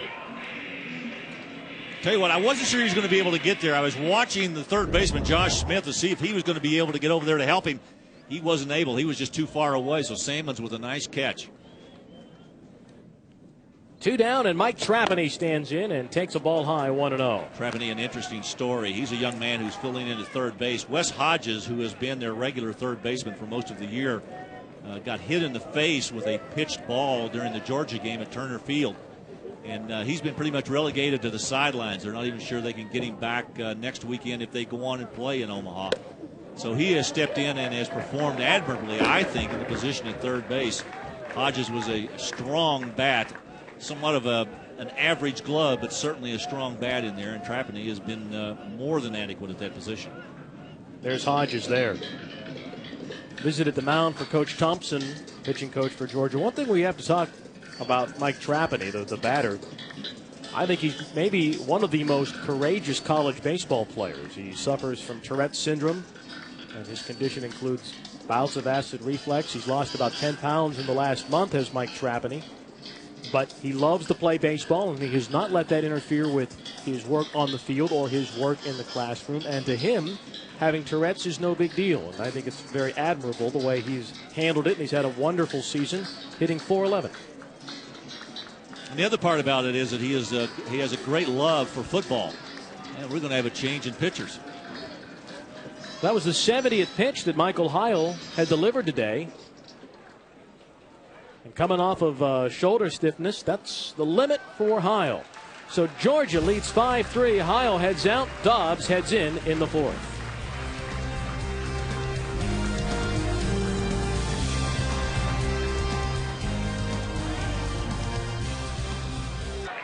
Well, Georgia sophomore Michael Heil goes 3 2/3, gets to 70 pitches, and now a pitching change. Junior right-hander Johnny Dobbs is in for Georgia on the hill with 2 outs. He inherits a 2-0 count on the batter, Trapani, and it's quickly 3-0. Johnny is from way down yonder on the Chattahoochee Junior College, new pitcher for UGA. That is ball 4. Even though those pitches that were delivered by Dobbs, the walk is actually charged to Heil. So 2 on and 2 down here in the fourth. Dobbs tough to come in when it's 2-0. Isn't that a tough count to inherit? Oh, it is. Dobbs can get his fastball up into the high 80s. He's got a nice slider and a changeup. Junior college transfer, as Bill told you. Well, here is Patterson. And Eric hit a long home run his last time up. And looks at a ball here now. This could get that Tech crowd juiced up if he were to jump on another one.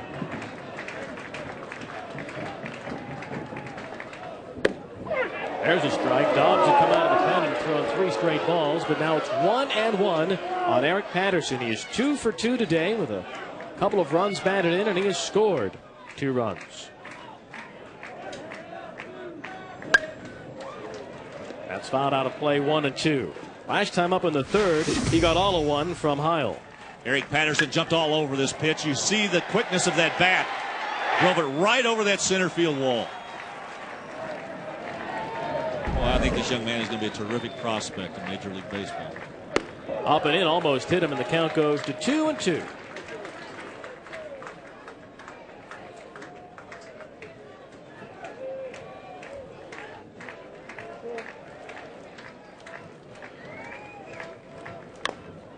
Patterson stays alive, 2-2.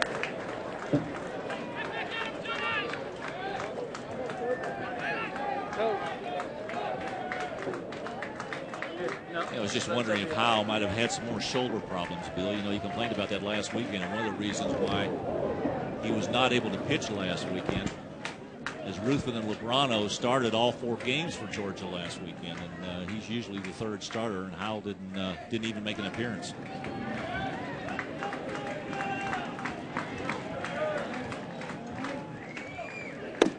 Patterson takes one that just missed inside. The Georgia faithful thought that caught the corner, but the plate umpire Ken Eldridge says no. Full count now, 3-2, and the runners will be off and running.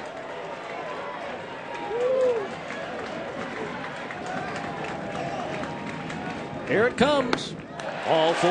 So the third walk of the inning issued by Georgia pitchers, and the Yellow Jackets have the bases loaded with 2 down. We're at Russ Chandler Stadium on the campus of Georgia Tech. Game 1 of our Super Regional. The road to Omaha starts here in Atlanta today between bitter rivals Georgia and Georgia Tech. And the Bulldogs jump to a 5-1 lead. But now it is 5-3, and Georgia Tech has the bases loaded with 2 down in the 4th with the number 2 hitter, Brandon Boggs.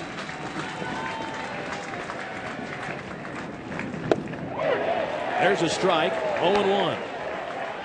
Dobbs has got his work cut out for him right now. He doesn't want Blackwood or Owings to come up, particularly with all of these runners on base.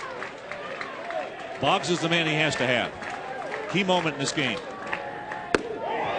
Just missed. Count goes to 1-1. Tech is just 1 for 6 today with runners in scoring position. A hit here likely ties the game.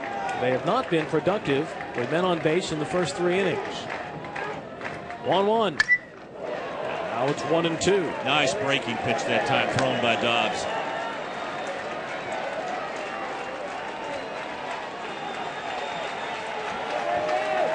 The Georgia fans on their feet here at Georgia Tech. 1-2 the count on Boggs. Curveball misses high. Count goes to 2-2.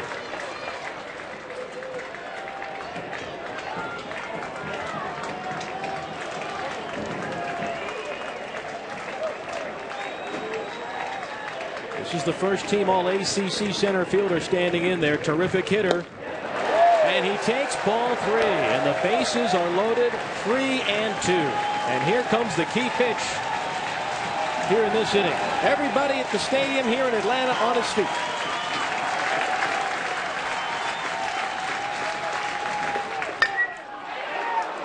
To the second baseman. High throw, and they call him out at first. Boggs tried to beat it with the head first slide, but the first base umpire, Bob Homolka, says Zabo's throw beat him. And the inning is over, and a big pick up by Johnny Dobbs. Marshall Zabo throws out Brandon Boggs at first place on a very close play to end the inning, and the Yellow Jackets leave the bases loaded.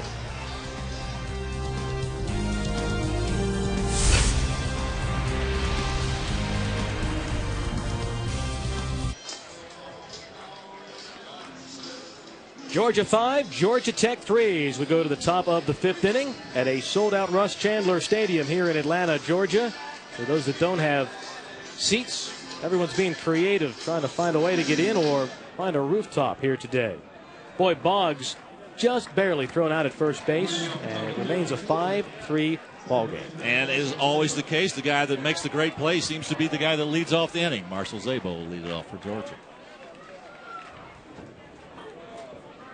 And he hits this Tech team well. He's 2 for 2 today. In the air, in foul territory. Trapani will make the play. And there's 1 down. Well, we've seen a couple of different pitchers today. We've seen both teams show that they can be very explosive. We've seen the ball flying out of here today. It looks like it's going to be a heck of a weekend here in Atlanta between these two old rivals. Well, these two teams played 2 one-run games before the blowout by Georgia Tech at Turner Field over Georgia. So you fully expect to see a close game. It'll be a close affair all weekend. I think we're going to have 3 games. 1 down, and Morris stands in there. Josh takes a strike. No balls and 1 strike the count.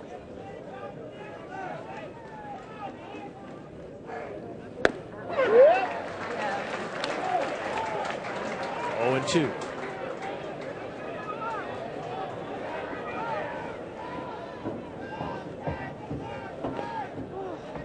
Owings throws 1 away, and the count goes to 1-2. Now, he has settled down. Since allowing the 3-run homer, he's retired 5 in a row.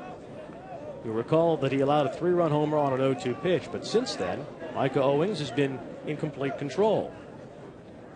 1-2. Missed low and away, and the count goes to 2-2. So as a pitching coach or as a head coach, you would say, nice way to bounce back, because when you give up 5 runs, this is a kid whose earned run average is only 3.6. That doesn't happen very often. In the air to right center. Remley says, I've got it. 2 down. 6 in a row retired now by Owens.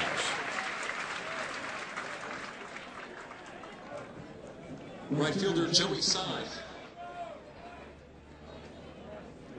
2 down, and here is Sides to stand in there against Owings. Joey's walked and scored in this game, also singled back in the second inning. That's in the air to deep left center, but it'll stay in the ballpark for Boggs. 3 up and 3 down. An easy 1-2-3 fifth inning for Micah Owings. And after 4.5, the score remains the Dogs 5 and Georgia Tech 3.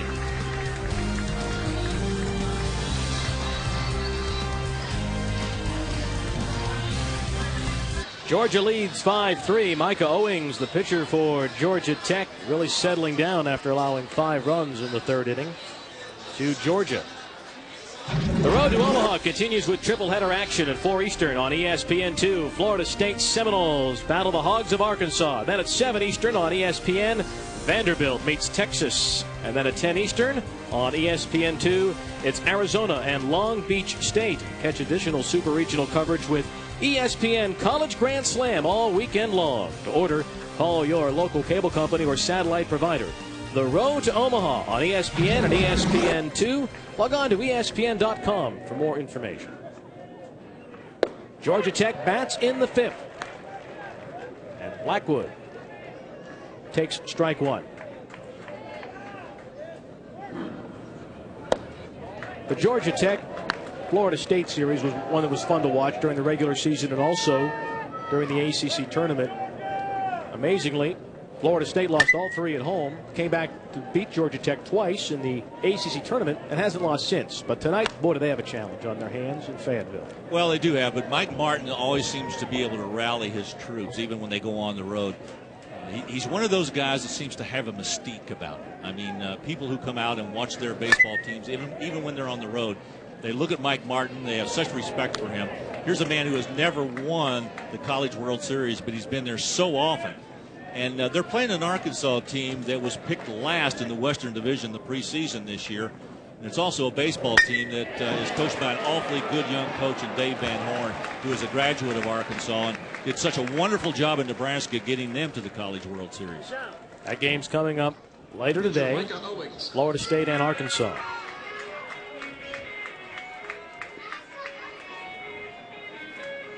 So Johnny Dobbs sets down Blackwood, 1 down, and now he'll face the designated hitter and his mound counterpart, Micah Owings, who's 1 for 2 today.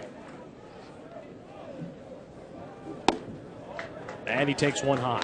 1 ball and no strikes. Owens ripped a double that last time up down in the corner, down in left field. This guy's got such strong arms. I mean, I was so impressed watching them in batting practice yesterday with his ability to be able to drive the ball. They were playing a little home run derby here yesterday. There was about 3 of them getting in there, taking shots at the wall. There's one of he those had a swings. home run swing there now. If he had hit that one, it would have gone over their video board here, left center field.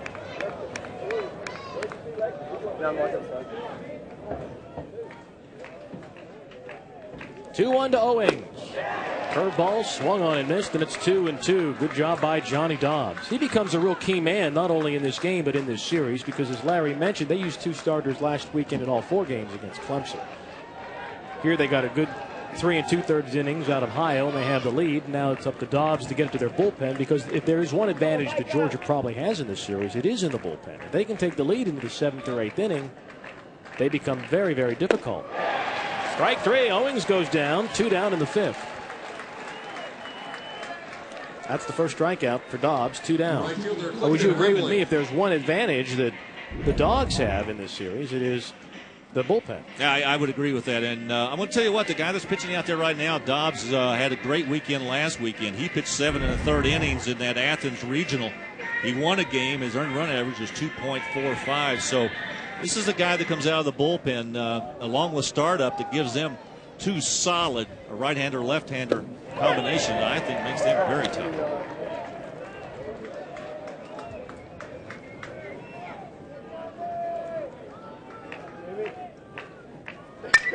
On the ground to second. And Szabo makes it a 1-2-3 inning for Johnny Dobbs, and Georgia 3 up and 3 down in the 5th. Bobby Felmy coming up for Georgia as we move to the 6th.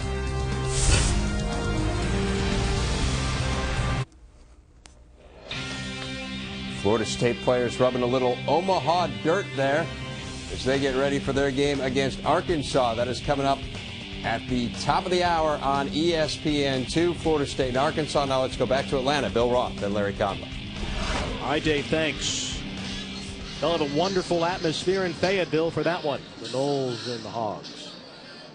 Tell you what, it's a beautiful ballpark. If you ever have an opportunity and you're anywhere in the region around Fayetteville, Arkansas, stop by and look at one of the really gorgeous venues for college baseball.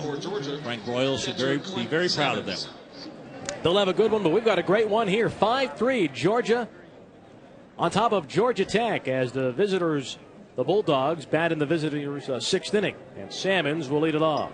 0-for-1 with a run scored. Bill, Mike Owens only threw 7 pitches back in that fifth inning, which he needed that because he's now up to 81 for the game. Well, he's retired 7 batters in a row. 1-0 on Clint Salmons. The count goes to 1-1.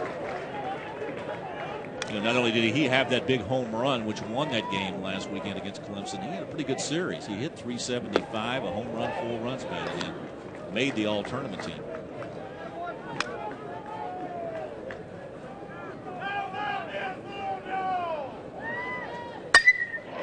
Down the line and right, and Salmons has extra bases. Remley will dig it out, and the Georgia catcher will stop at second with a leadoff double. It's his 11th two-bagger of the year, and Georgia in business here in the visitors' 6th inning on the double by Salmons. Salmons now 1 for 2 for the afternoon. A run scored. He coasted into second, and a good start for the Bulldogs here in the 6th inning.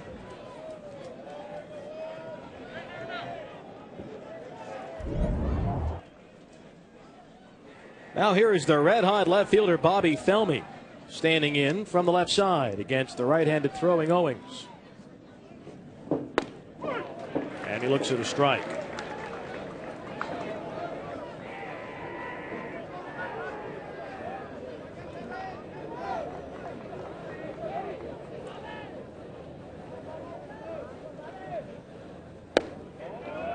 One and one. Felmy's had a heck of a week. He hit the big home run Sunday. 3-run home run today. He must feel like, hey, why am I hitting in the 7 hole? I was going to say, 2 of his last 3 hits have been home runs.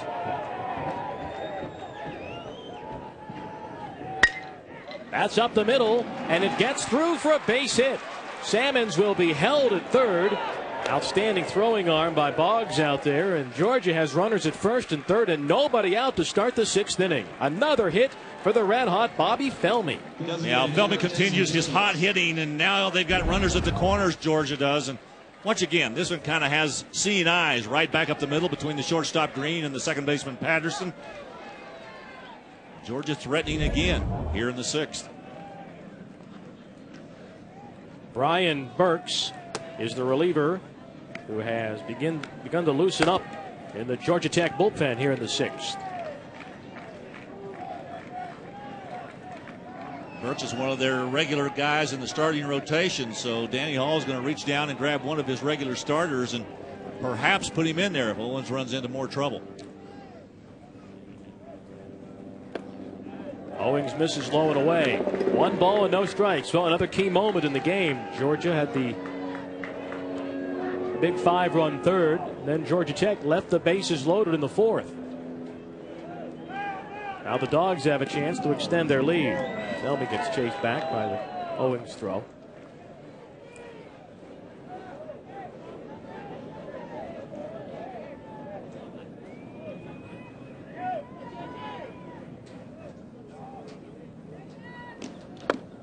Breaking pitch right in there for a strike. 1 ball and 1 strike to count. Well, he snapped that one off, didn't he? He absolutely froze Jacobs right in his tracks. Now Georgia Tech looking for that ground ball now. They probably would be willing to give up this run. In fact, their shortstop and second baseman are back. They'd love to have the ground ball to get away from a big inning. They're not going to get it. Base hit off the back of Jacobs. Brings home Salmons. The ball is misplayed in center. The runners will move up a base. Single in an air. It's 6-3 Georgia.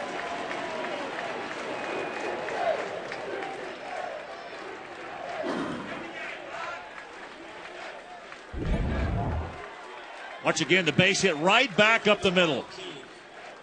Exactly where Felmy hit his just a few moments ago, and you can see the bobble out there really cost them. Now Georgia has 2 runners in scoring position, and Tech has to bring the infield in. And they will be in all the way around as the 9-hole hitter Kyle Keene stands in there against Owings. Chased a bad one, 0-1. Did get a piece of it. 1 strike to count on the Georgia Bulldogs center fielder. Well, how about the bottom of the order for these Georgia Bulldogs? Felmy and Jacobs getting it done. They did on Sunday, and they are again here today in Atlanta.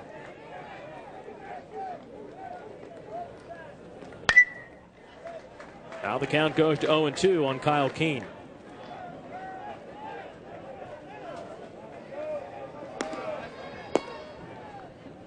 The lefty Aaron Walker is throwing in the bullpen, as well as Jordan Cruz, the junior right-hander from Valdosta, Georgia. 2-strike pitch. In the air to shallow right center. This is Boggs with the catch. Felmy will hold at third. Good job by Boggs, and really good job by Owings. There's 1 down in the inning, but runners remain at second and third. Now Boggs hustling over into right center field. The second baseman almost could have made the play there, backing out. That was in short right center field. But still, the Bulldogs have runners at second and third, and still only 1 out. Back to the top of the Georgia batting order now, and Josh Smith will stand in there. A terrific hitter who's 1 for 3 with a run scored today. Georgia Tech still has the infield in, and the question now is, do you pitch to Smith or do you walk him? The answer is coming up. They're going to not pitch to him. Give him the 4 pitches outside. So they're going to load the bases for the shortstop and the 2-hole hitter Holmes, who is a terrific hitter.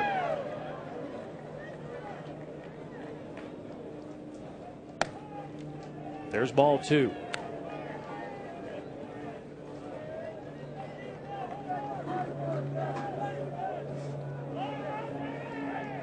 And now the question for Georgia Tech, Danny Hall and Bobby Miranda, is, do you stick with your ace? Do you stick with Micah Owings, or do you go to one of the relievers? Well, I think at this point they're going to probably try to stick with Owings because I don't think the guys in the bullpen are loosened up enough yet.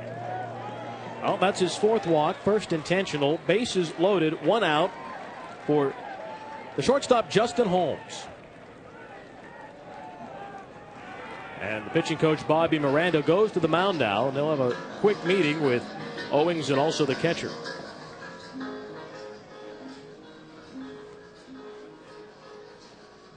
Kind of a frustrating afternoon, I think, for Mike Owings. The fact that he was getting ahead of most of the hitters with that first strike in there. He made that 1 bad pitch to Felmy when he had him in an 0-2 count. And Felmy delivered the ball over the right field wall, which got the Bulldogs 3 runs and got them that 5-1 lead. Well, Larry, the Buick Classic will feature some of the biggest names on the PGA Tour. Phil Mickelson, Ernie Els, Vijay Singh, and Sergio Garcia at a star-studded field at the Westchester Country Club. It's the Buick Classic tomorrow at 3 Eastern, noon Pacific on ABC Sports Championship Television.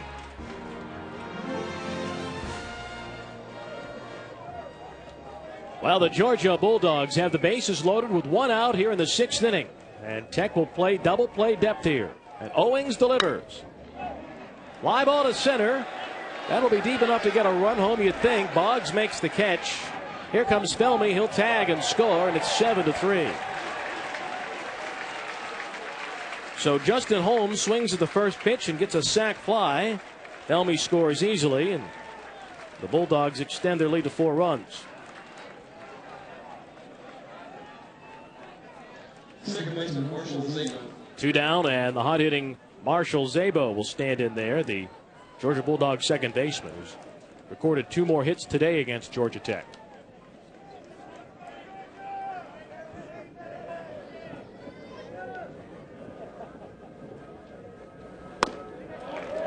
Ball 1 from Owings. So good decision, at least at this point, it appears, to stick with Owings.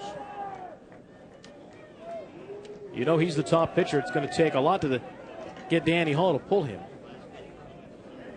He's now thrown 100 pitches today. delivers a good fastball there, and the count goes to 1-1.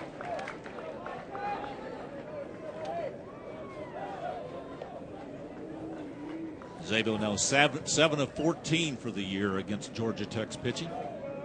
You know, some guys just hone in on certain teams. I mean, what is it about that? It's true in the Major League Baseball, too. I mean, some guys just like to hit against certain teams.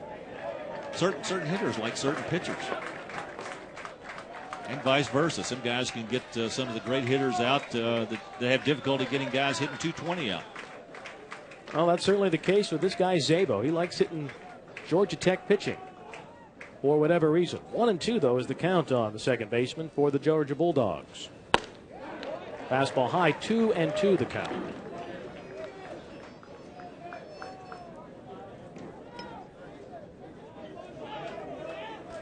Oh, Michael, working now. Let's go.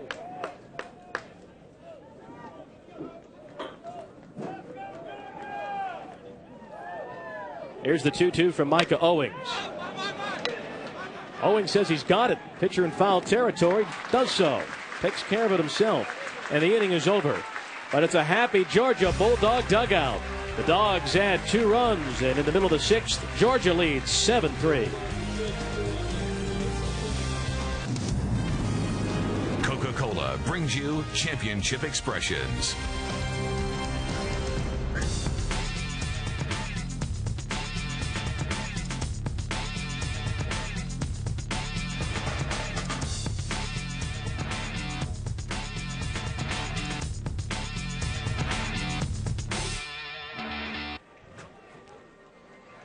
Some of the sights and sounds of Georgia.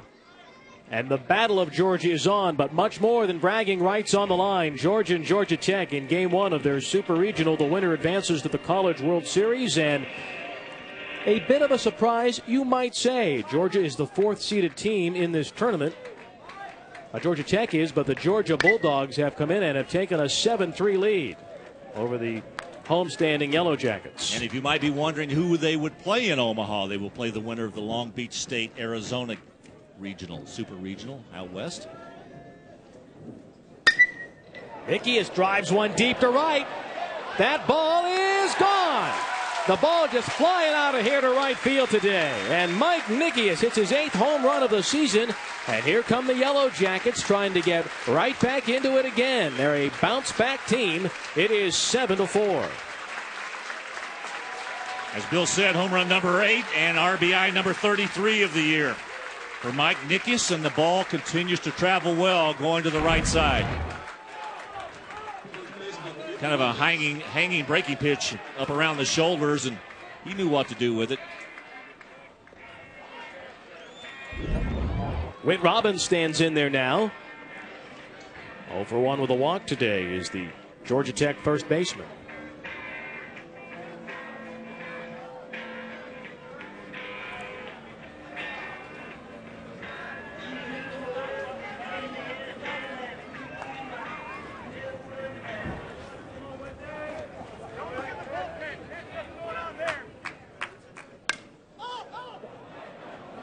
Shortstop Holmes battles the sun and makes the play.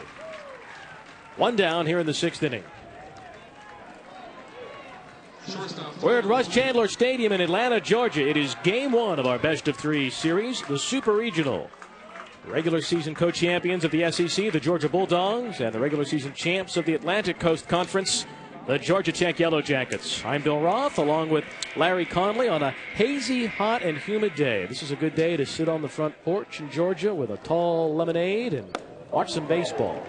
There's a swing and a miss by Green. This is what it's like here in the summertime. The folks usually in this town are watching maybe the Braves, but in this weekend at least, all focus is on this game.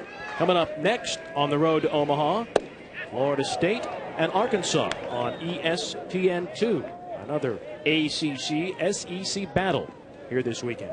And they'll have a packed house in Fayetteville this afternoon, just like we have here in Atlanta. Strike to Green. 1 ball and 2 strikes, the count.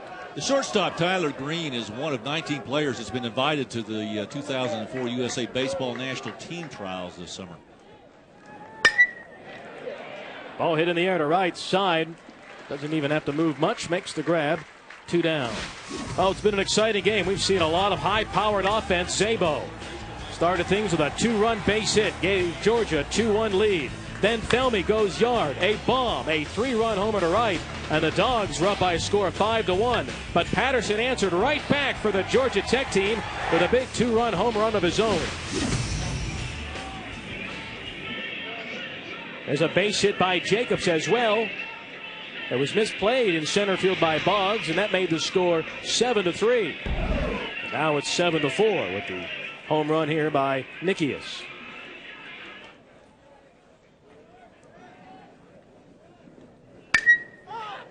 Trapani stands in there, and it's a foul out of play. One of the things that they did when they redesigned this ballpark, and they put, as I said, nearly $10 million into this park to really upgrade it and make it look nice.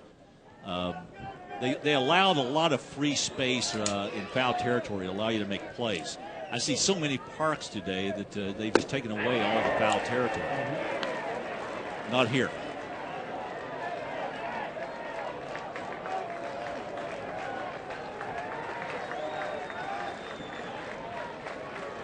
Oh, 2 on Trapani. And the count goes to 1 ball and 2 strikes. But yet the fans are right on top of the action. There's not a bad seat here. It's just about a 5,000 seat stadium. 2-2.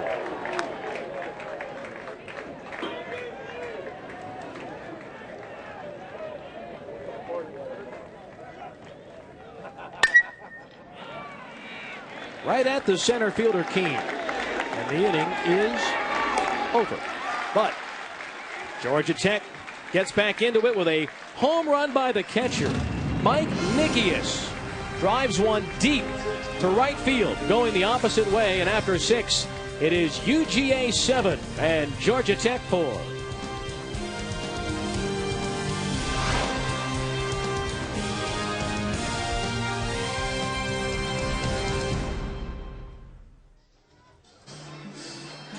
We go to inning number 7 in Atlanta, game 1 of our Super Regional. Georgia leading Georgia Tech 7-4 here at Russ Chandler Stadium. Meanwhile, the Chan Gailey football camp well underway beyond the left field fence. And I have some future Bulldogs or Yellow Jacket football players out there. Well, Bill, I was going to say that sport is never very far from the lips of a lot of people in the Southeast, trust me. New pitcher for Georgia Tech, it is Jordan Cruz. Junior from Valdosta, Georgia, 6'4", 215. You see? His first pitch is laced to center, a base hit. Josh Morris starts the Dogs off here in the 7th inning. They get their leadoff man on again. That's the 4th time in the game Georgia's had the leadoff man aboard. Well, Morris had been struggling all afternoon. He struck out the first 2 times he was up and then flew out to right field back in the 5th, so he picks up his first hit of the afternoon. This is a guy who has had an outstanding year. He was among the league leaders in the Southeastern Conference in home runs and runs batted in all year long. He's been somewhat stymied here this afternoon by Georgia Tech's pitching. Right fielder Joey Side steps to the plate, and he fouls the first one off. No balls, 1 strike.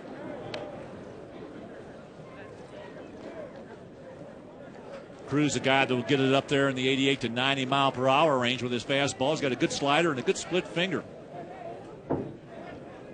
Tinkered a little bit with his arm slots about his delivery, about which angle it'll come from. That time it comes from down the side.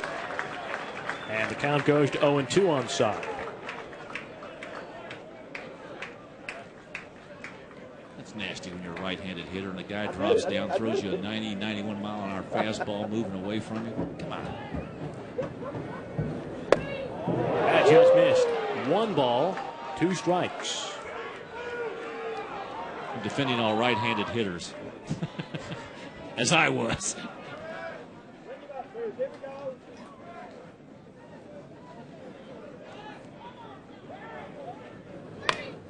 That's fisted right to second. That should be 2. There's 1. There's 2. Nicely done by Patterson and Green.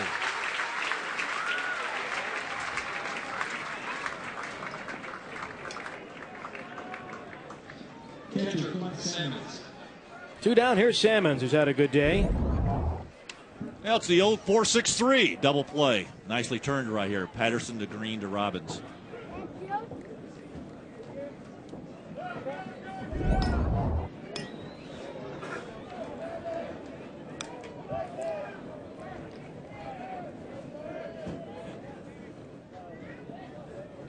Salmons has been on twice and has scored twice today, and he looks at a strike from Jordan Cruz. Well, as I mentioned earlier, their fielding percentage, .974. That's by far the best ever here at Georgia Tech. This is a school that has had great baseball teams, but they make plays in the field. Let's see if Green can make this one. Nope. Low throw. That should be a hit. We'll see how it is scored. Would have been a remarkable play from deep in the hole for Tyler Green.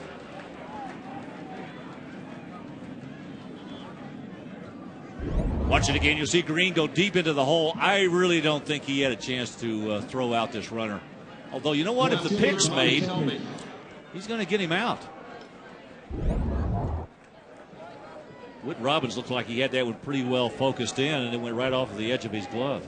They're going to score an error on the shortstop, Tyler Green, on that play. You know, I almost have to agree with that. I mean, if he's able to come up with that throw, they're going to get the guy about at least 2 or 3 steps. Well, the ball was hit sharply by Salmons, and he does not run well for the most part. Or as they say, he runs well for a catcher, right? Well, here is the red-hot Bobby Felmy. He's been on base all 3 times today, hit a long home run, singled and scored his last time up.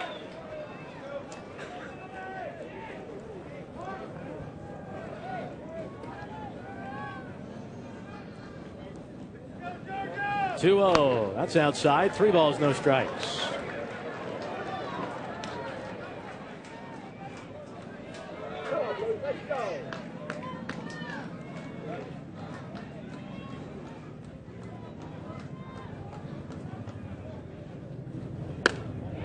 And ball 4.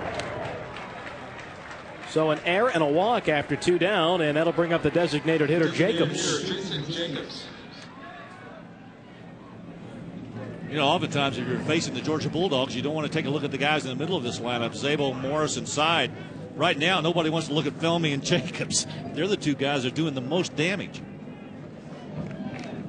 Well, that's what it takes to get to Omaha. You need to have that team contribution. That's what Georgia had back in 1990 when the Bulldogs made it to Omaha and won the College World Series with a memorable win over Oklahoma State. That ball was bobbled by Trapani, but he has the presence of mind to tag out the runner Salmons to end the inning. If he had to make a throw, he wouldn't have had time, but a heads-up play. 7-4, Georgia.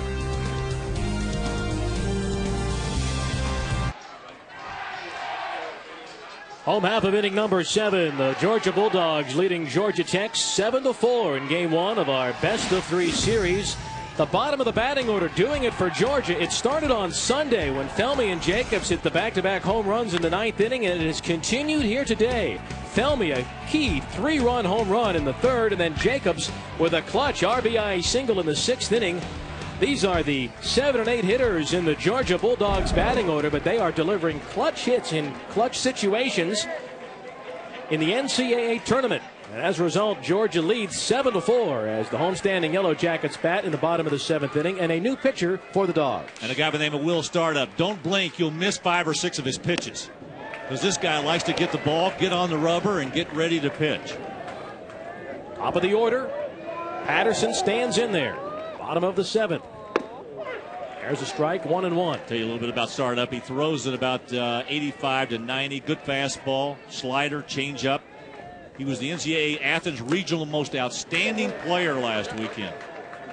He also was a first-team All-SEC performer as a relief pitcher. This guy can really bring it.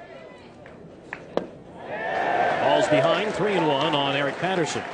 Patterson is 2 for 2 with a walk. He's been on base all 3 times today. Make it 4 for 4. Leadoff walk. That's not what he wanted to do. Allow Patterson to get on first base. It only seems to ignite this Georgia Tech crowd and the baseball team when they see Patterson over there at first base. Well, that's the biggest improvement that Eric Patterson has made this season. Last year, he chased a lot of pitchers. This year, much more patient at the plate. He walked a lot more. There's a throw to first, and he just does get back. That was a terrific move by Startup. He's got a great move. And the one thing Patterson will have to be aware of is that quick move he's got coming there. Look at this. Well, he just barely got that hand in there. I'm not sure if Morris is not a little bit closer that he doesn't tag him and get him. There it is again, but he gets back standing up this time.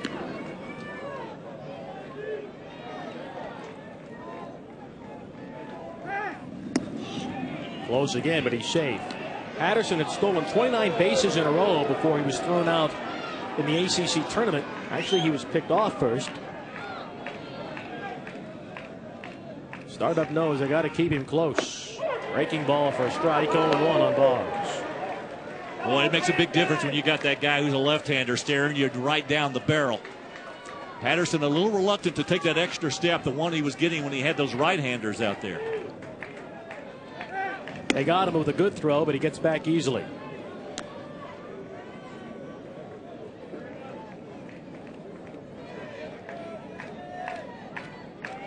He's going.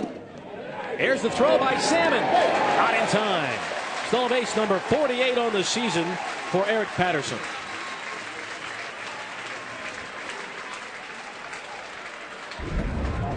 Well, he's closing in on that record. That's his, well, we watch the stolen base right here as he gets down there at second base. His 48th stolen base of the year. Record is 50. Guy by the name of Ty Griffin, 1986. Boy, could he fly. He could really run. 124th stolen base in his career, too. And Griffin also holds the ACC record with 127, so Patterson moving right up the line. Boggs hits it a mile in the air. Second baseman Zabo fighting the sun. One down.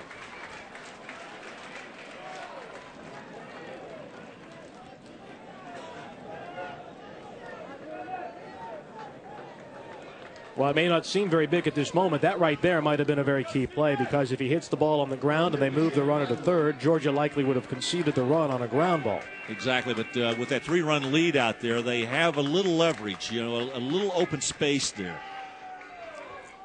Two big hitters coming up right here, and these are the two guys that obviously Will Startup has got to be able to control, the number 3 and number 4 hitters in this Georgia Tech lineup. Blackwood and Owings. Blackwood fouls it off. Now let me ask you this. With the runner at second base, Larry, and a left-handed pitcher, can Patterson get third on his own here? Would he try to steal third? I think 3 runs down, that would be a mistake. When you're down 3 and you're getting into the late innings, you don't want to make an out at third base, particularly you're in scoring position. You've got your number 3 and 4 hitters up there. Give them a chance to drive you in. 1 ball, 1 strike.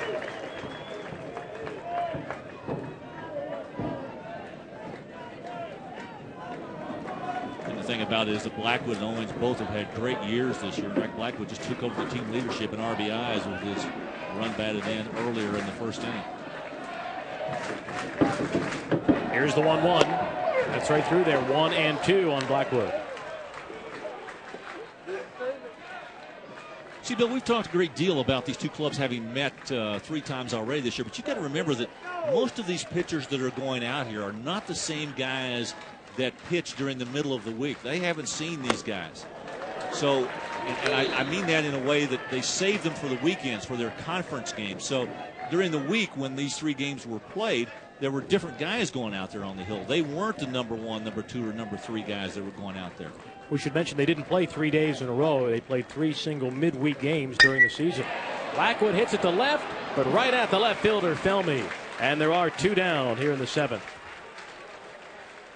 Here's a recap of what happened during the regular season, Larry. Each team won on the other team's field. Georgia Tech won in Athens. Georgia won on this field, on the Morris Homer. And Game 3 was played at Turner Field, home of the Braves. And nearly 29,000 saw Georgia Tech win 12-5. It's an exciting night. Petco Field in San Diego is the only crowd that has been larger in the history of college baseball. Tony Gwynn out there coaching at his alma mater. Well, here is Owings. It's going to take a 2-out hit now for Georgia Tech. And Owings hits it in the air to center. Kyle Keene makes the grab, and that's it for Georgia Tech in the 7th. So Will Startup gives up a leadoff walk, but then gets out of the inning. We go to the 8th, 7-4 Georgia.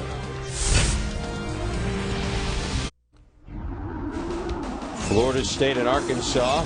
FSU threatening early. Eddie Martinez-Esteve, the Giants' second-round pick, hits one into the gap in right center. Casey Rowlett to Devin Day. To Brady Toops, gunning down Brian Zetch. and keeping this one scoreless. Then bottom of the first, it's Roulette.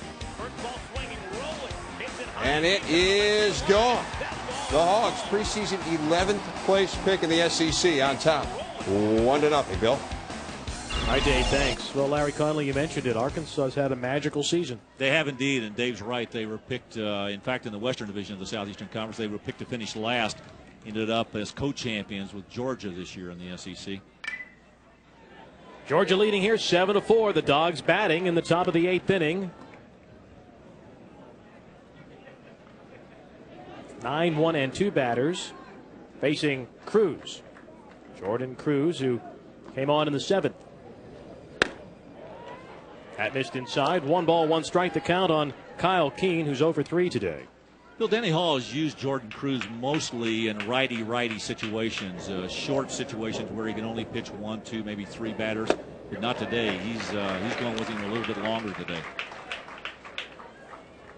Here's Danny, probably a little frustrated the fact that his club is down 7-4 right now, particularly after they jumped out 1-0.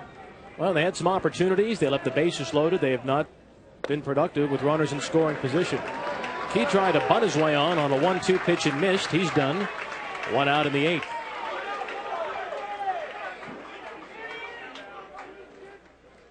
Well, the road to Omaha continues. A triple header currently on ESPN2. The Florida State Seminoles and the Arkansas Razorbacks at 7 Eastern on ESPN. Those Vanderbilt Commodores take on Texas Longhorns. And then at 10 Eastern on ESPN2 tonight, Arizona and Long Beach State. Josh Smith stands in there. 0-1 is the count.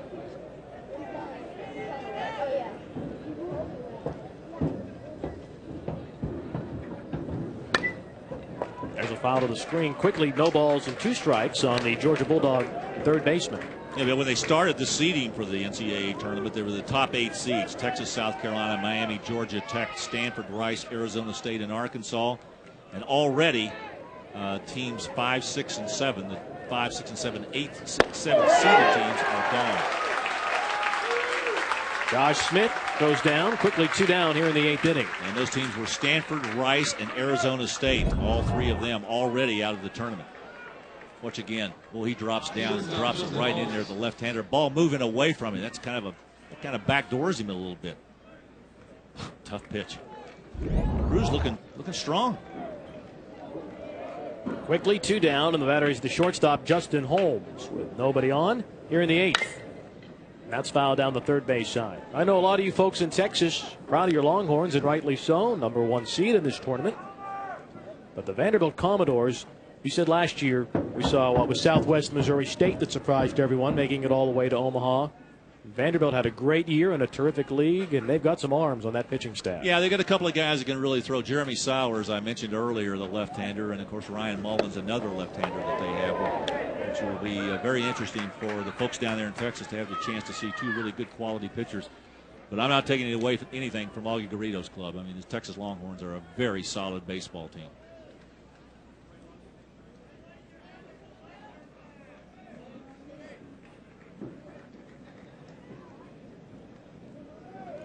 Two outs in the 8th. And Holmes fouls that one. Got him in the foot. That stings. Count remains. A ball and 2 strikes. He's going to take a moment to shake it off down there.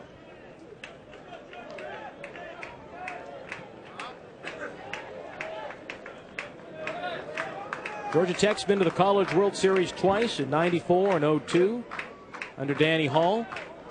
Been a while since Georgia's been there. '90, but they won it all. One of these teams will represent Georgia, the state at least, in Omaha next week. The 1-2. Fist it towards second. Easy play for Eric Patterson. Well, Jordan Cruz has done his job. Come on and thrown a couple of shutout innings. Let's see if Georgia Tech can rally. It's 7-4 Georgia.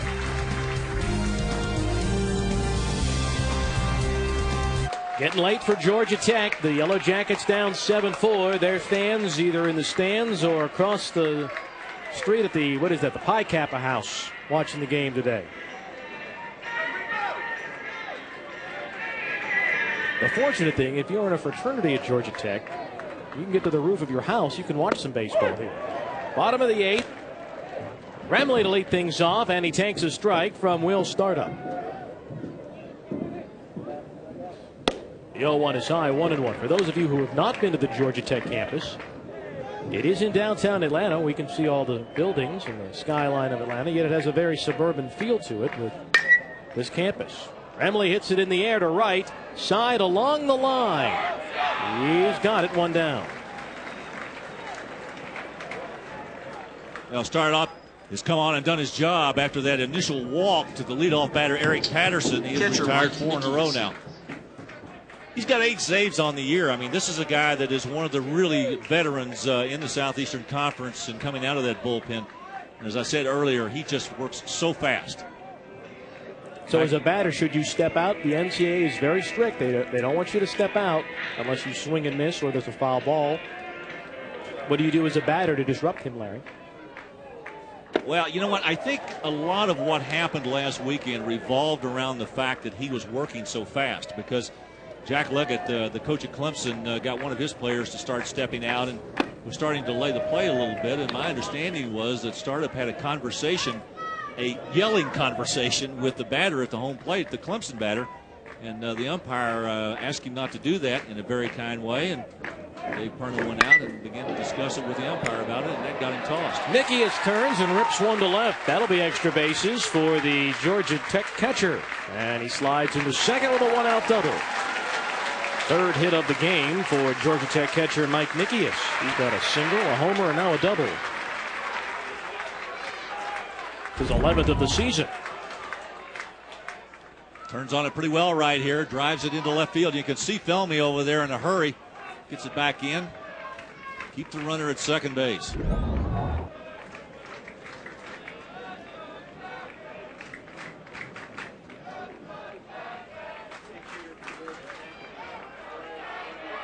They'll hit for Robbins, and it'll be Hronek.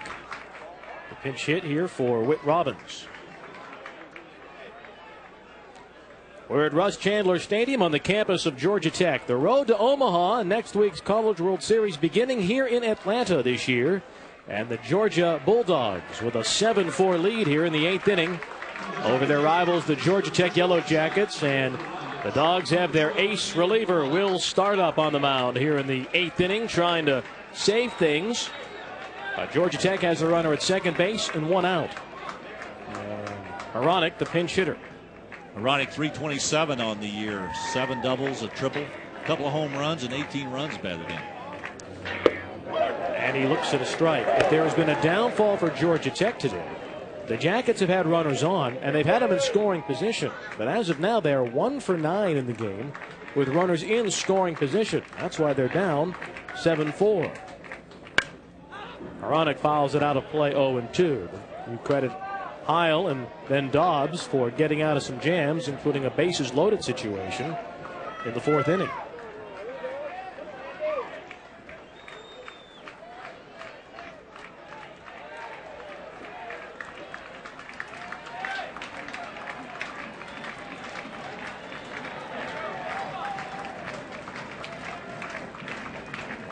The 2-strike pitch to Hronek is blown away, and it is 1-2.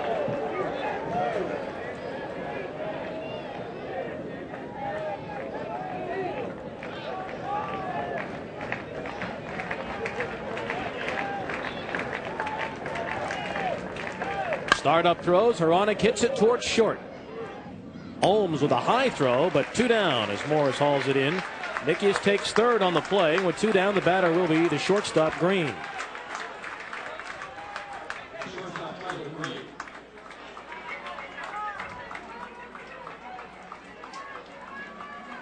Tell you one thing, it's nice to have a target like Morris over there. When you're 6'5", guy can reach out, get a lot of throws in the dirt, and anywhere around the territory in his body, it's going to get in that glove. Georgia's played a flawless game in the field. We've seen some good catches. We've seen some good plays in the field. And they've also had clutch hitting. That's why they're on top 7-4. Now, the 2 errors by Georgia Tech today, really uncharacteristic of their defense. It has been one of the better ones, as you mentioned earlier. They may end up having the best fielding percentage they've ever had.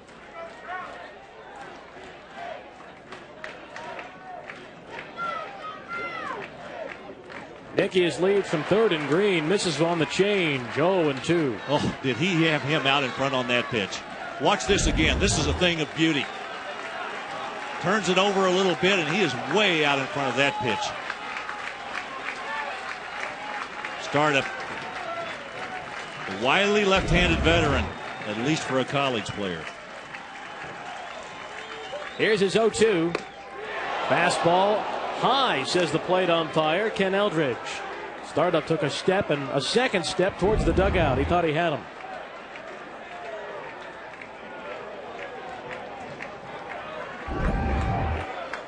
I don't know how Green laid off of that pitch. 1 ball and 2 strikes with the runner at third and 2 outs.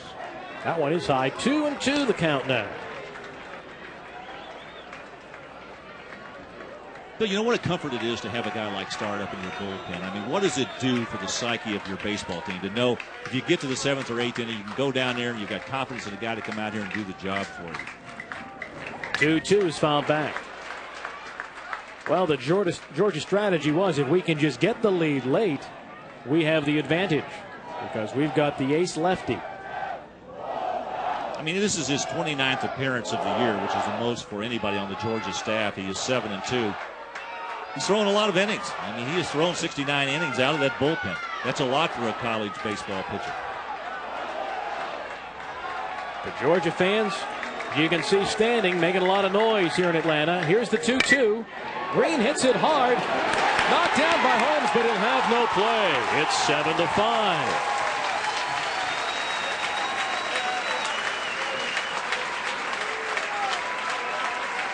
Well, Holmes had no play on that. He did a good job just to knock that ball down. I'm not so sure he would even get Green even if he comes up with it. Took a kind of a funky hop there at the end on it. Yeah, it really did. I think maybe he was prepared. He had his foot pretty well stabilized there to make the throw over there, and all of a sudden it kind of took a little jump on it. So it's 7-5 now, and Trapani stands in there representing the tying run. Green just did get that. Wow, Startup does have one heck of a move, Larry. I'll tell you, do not wander very far from that bag. Big swing and a foul by Trapani. 0-1 is the count on the third baseman for Georgia Tech. Bill, you can't fault to Tyler Green. He is an outstanding base stealer. 16 out of 21 this year. In fact, this Georgia Tech team has been just terrific at running the bases. A lot of stolen bases. Trapani takes some curve for a strike, and it's 0-2 now on the third baseman.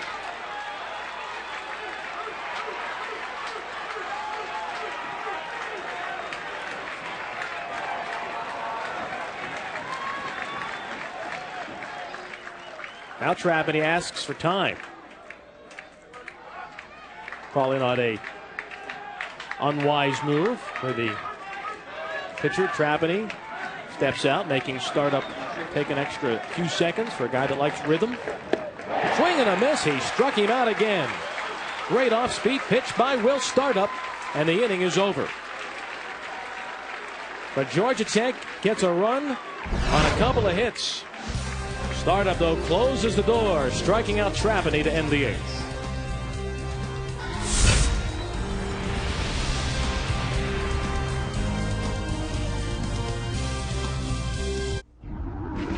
Dave Revson back in the studio. Florida State and Arkansas. Told you the Hogs had the early lead there, but Shane Robinson for Florida State chops one into left field, brings home Matt Sauls. It's 1-1 there, just underway, so flip on over to ESPN2 as soon as we're done in Atlanta. All right, Dave, thanks. Here it is 7-5, Georgia leading Tech as we go to the top of the ninth inning here in Atlanta. A couple of defensive changes for the Jackets. Cameron Lane has gone into the game to play right field here in the ninth inning. And Remley, who was the right fielder, has moved into first base for Tech. Zabo leading things off in the Georgia ninth. Bunts one foul, and it's 0-1.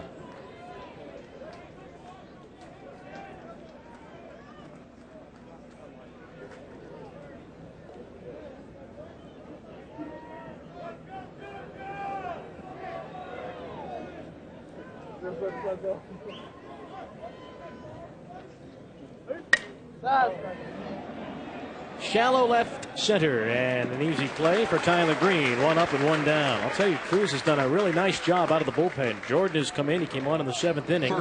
He's done a terrific job in relief of Micah Cummings. He's held Georgia scoreless since coming on in the 7th. Yeah, he gave up that single to Morris to start in the 7th, and that is the only guy that has managed to get a base hit against him so far. And we're into the 9th.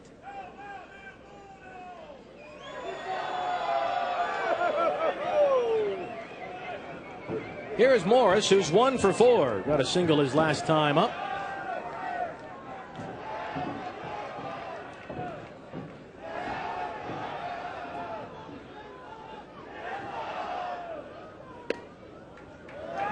One ball, no strikes. We are in the 9th inning. The road to Omaha, beginning in Atlanta, Georgia and Georgia Tech, with the birth of the College World Series on the line here this weekend in Atlanta.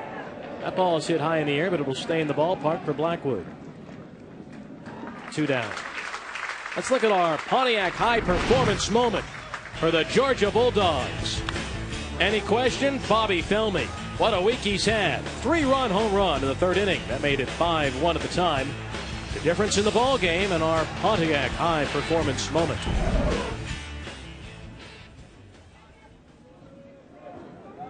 Two down. Joey Side steps in there, the right fielder for UGA. And foul of the screen.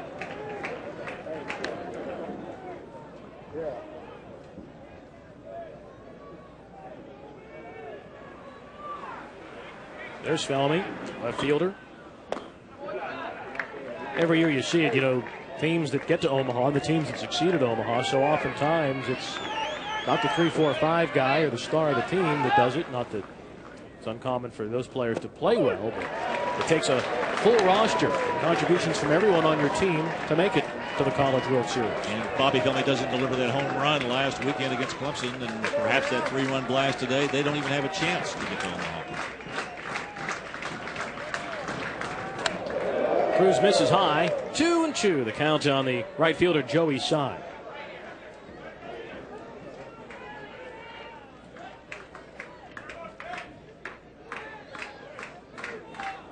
Two, ripped up the middle, a base hit. Only the 2nd hit that pitcher Jordan Cruz has allowed since coming on in the 7th inning, and it'll bring up the catcher, Clint Sammons. Side with a good day, 2 for 4 today. A couple of singles, a walk, a run scored. Catcher Clint Sammons.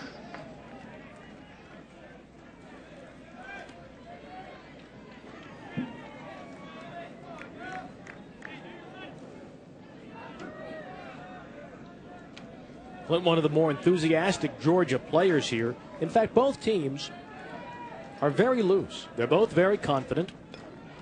You would think there'd be some tightness and some stress, but boy, the guys in both locker rooms yesterday and in the dugouts before the game, very loose. And I think Sammons, his enthusiasm is probably somewhat contagious for this Georgia team. Offered at that one and takes it for a strike. 0-1, although the plate umpire Eldridge says he did go. 0-1 is the count. I think, Bill, contributing to this is the fact that these players know each other so well, too. I mean, it's almost like a backyard baseball game. You know, you show up and everybody grabs their gloves and their bats and they go out and play in a field of dreams. Well, that's what we've got here. I mean, these guys all know each other so very well, or at least the majority of them do. They played on all-star teams together. They played in summer leagues together. They played against each other for several years.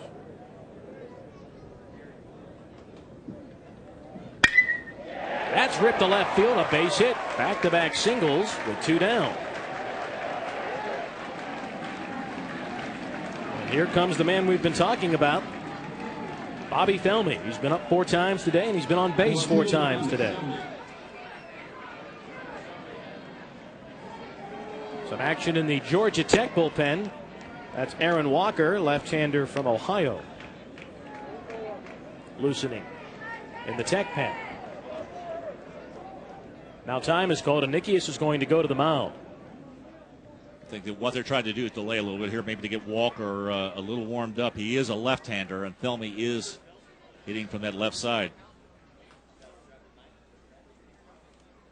Well, Sunday night, 2 of Major League Baseball's most storied franchises meet in an interleague clash. Manny Ramirez and the Red Sox battle Adrian Beltre and the LA Dodgers. Coverage begins with baseball tonight at 7 o'clock Dodgers Red Sox also available in Spanish on ESPN Deportes and in high definition on ESPN HD. Call your cable operator, Direct TV, or the Dish Network today. For more information, log on to ESPN.com. Well, here comes Danny Hall to the mound, and we will have a pitching change for the Georgia Tech Yellow Jackets. Jordan Cruz giving up a couple of hits, and the suddenly imposing bat of Bobby Felmy coming to the plate, and Danny Hall is going to make a change and bring in the lefty. I'll tell you what, that is a very slow, meandering walk out there.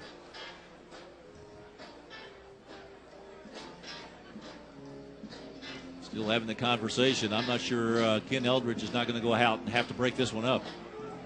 And here comes the plate umpire. This was a masterful stall job, first by the catcher and then by the coach, Hall.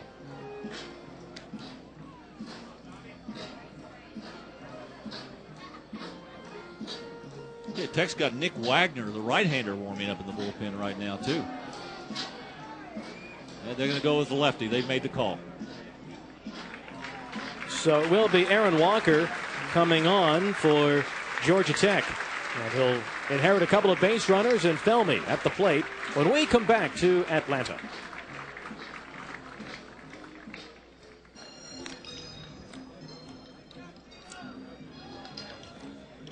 While the Georgia Bulldogs trying to take game one of this best-of-3 Super Regional in Atlanta at Georgia Tech, leading 7-5 in the ninth inning and looking for more. Georgia Tech goes to the bullpen, bringing in the big lefty, Aaron Walker. Aaron Walker, 6'3", 216-pound senior, as Bill said, out of East Palestine, Ohio. Get his fastball up into the 88 range. Got a pretty good slider. Kind of a funky motion. I was watching him warm up right there. His breaking pitch looks like he almost pushes the ball up there. And he's facing Bobby Felmy, who has been the big star today for UGA. Curve for a strike, and it's 0-1. Felmy had a 3-run home run in the third, singled and scored in the sixth, also walked in the seventh.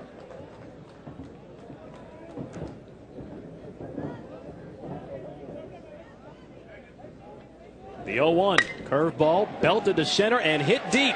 Boggs going back, still going, and he's got it on the track.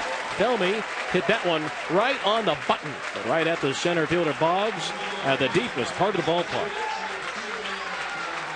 Patterson will lead things off. The top of the Georgia Tech batting order in the bottom of the ninth inning. The Jackets down by 2.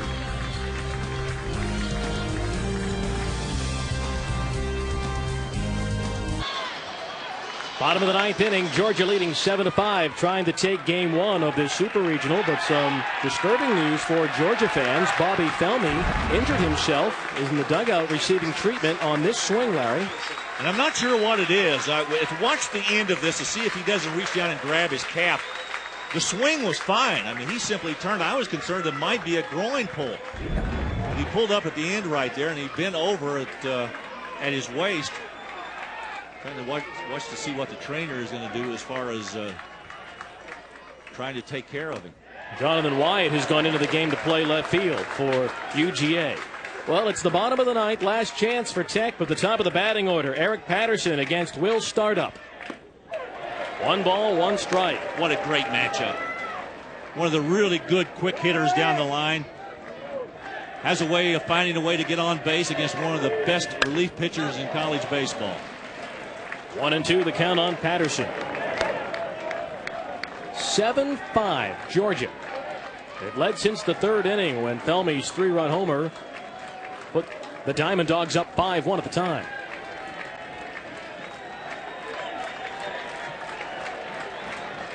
One-two. Right back to the pitcher. 1 down.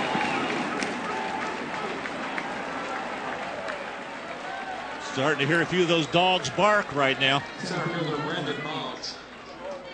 Here is Boggs, who's had a rough day at the plate, 0 for 4.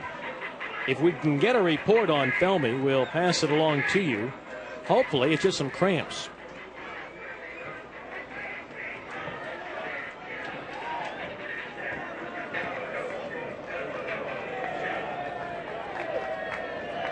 Here's the pitch to Boggs, and that's taken for a strike, 0-1. This is Startup's third inning, and if you're wondering, as he is their closer, how often does he pitch 3 innings? This is the 11th time this season he's gone on to the mound to pitch at least a third inning. And in fact, in each of his last 3 appearances, he's gone at least 3 2/3 innings. So even though he's a closer, he's used to coming on in the 6th or 7th inning. In fact, against LSU in the SEC tournament, Larry, Will Startup pitched 5 innings.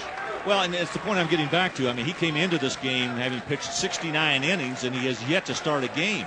I mean, this is his 29th appearance of the year. He is 3rd on this club, or 4th on this club in innings pitched, and that's coming out of the bullpen. 0-2. Outside, 1-2. Moans and groans from the Georgia faithful.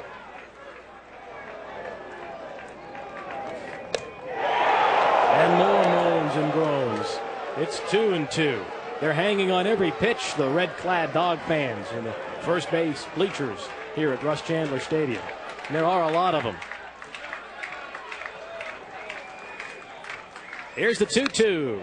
And Boggs stays alive. Just barely. Barely. Startup threw him a little bit of an off-speed breaking pitch at that time, and he had him way out in front, and he just got it off the end of the bat.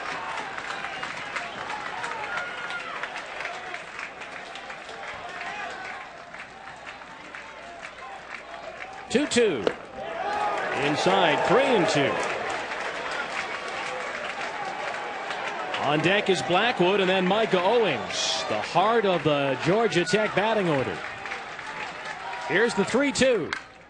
And Boggs with a good job of hitting, fouls it away. 3-2.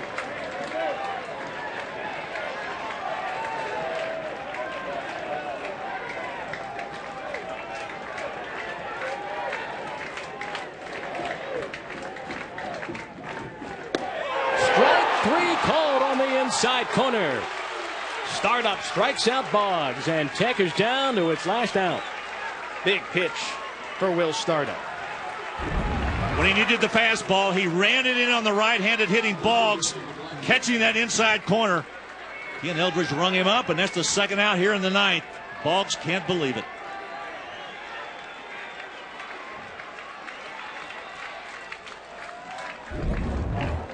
Blackwood swings and hits it in the air to deep left. Wyatt going back, and Georgia takes game 1, 7-5.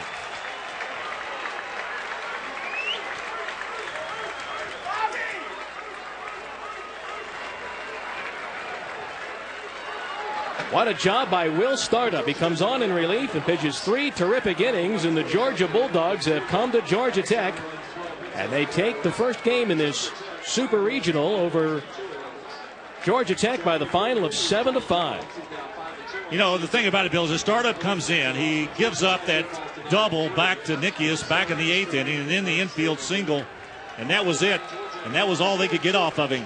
Terrific outing from the pen. Our final score, Georgia 7, Georgia Tech 5. This has been a presentation of ESPN, the worldwide leader in sports. For more, log on to ESPN.com.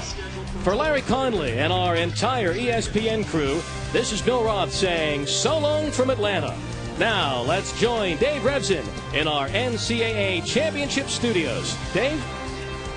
Okay, thanks a lot, Bill. So the Bulldogs get a win on the road. Game 2 again in that series is tomorrow. Meanwhile, we have another game going on as we take you up to Around the Horn here on ESPN. Game going on ESPN2. Arkansas, Dave Van Horn, what a job he has done in his alma mater after taking Nebraska to the College World Series a couple times. He is now the head man at Arkansas, and they are playing in the Super Regionals, taking on Florida State in Fayetteville, and always some good barbecue down there. Top of the first, man on first, Eddie Martinez-Esteve. Up against the wall, Casey Roulette to Devin Day, and Brian Zeck is gunned down at the plate. So we are still scoreless. Now, bottom of the first, Roulette up there. And he does it with the bat. The solo homer to left, and it's 1-0 in favor of the Hogs. Now top of the second, Shane Robinson. He's going to bring home Matt Sauls from third. That ties that one up at 1. Again, on ESPN2 right now, Florida State and Arkansas tied up at 1. As for the game you just watched, Georgia and Georgia Tech, bottom of the first, 1 out. Georgia pitcher Michael Heil, who, remember, is coming back off an injury. Heil had not pitched since May the 28th, but he gets the start in this one. sat out in the regional due to some arm problems, and early on, the Yellow Jackets were able to get to Heil, as we might not be able to show you that highlight. Again, Georgia did win it by the final of 7-5, so the Bulldogs do get the win in the first game of that series as they move on to game 2 tomorrow. Here's what's coming up the rest of the evening on the ESPN family of networks. Vanderbilt and Texas. This is a very intriguing matchup. A lot of people think that Vanderbilt can beat the #1 national seed, the Longhorns. Vanderbilt, first NCAA appearance since 1980. They've never been to the College World Series, taking on a team that's been a record 30 times. You'll get a chance to see Jeremy Sowers, the 6th overall pick in the Major League Baseball draft. He was picked by the Indians. He will pitch for Vanderbilt. 21 strikeouts and 2 walks so far in the postseason. And then Arizona and Long Beach State, Jared Weaver, another great arm, another first-round pick, pitching for Long Beach State against an Arizona team that really was a bubble team coming into this tournament, but they have played extremely well, trying to get to the College World Series for the first time since 1986. That one at 10 p.m. Eastern Time on ESPN2. Let's take a look at the brackets, take a look at how all this plays out. Georgia again with the first win in the Super Regionals. Remember, all the Super Regionals are best 2 out of 3, so the third game, if necessary, in all these. The left-hand side games are all tonight. We talk about Vanderbilt and Texas, Florida State, Arkansas, Arizona, Long Beach State, Georgia, Georgia Tech. Those are all today. Then the right-hand column, that gets started tomorrow.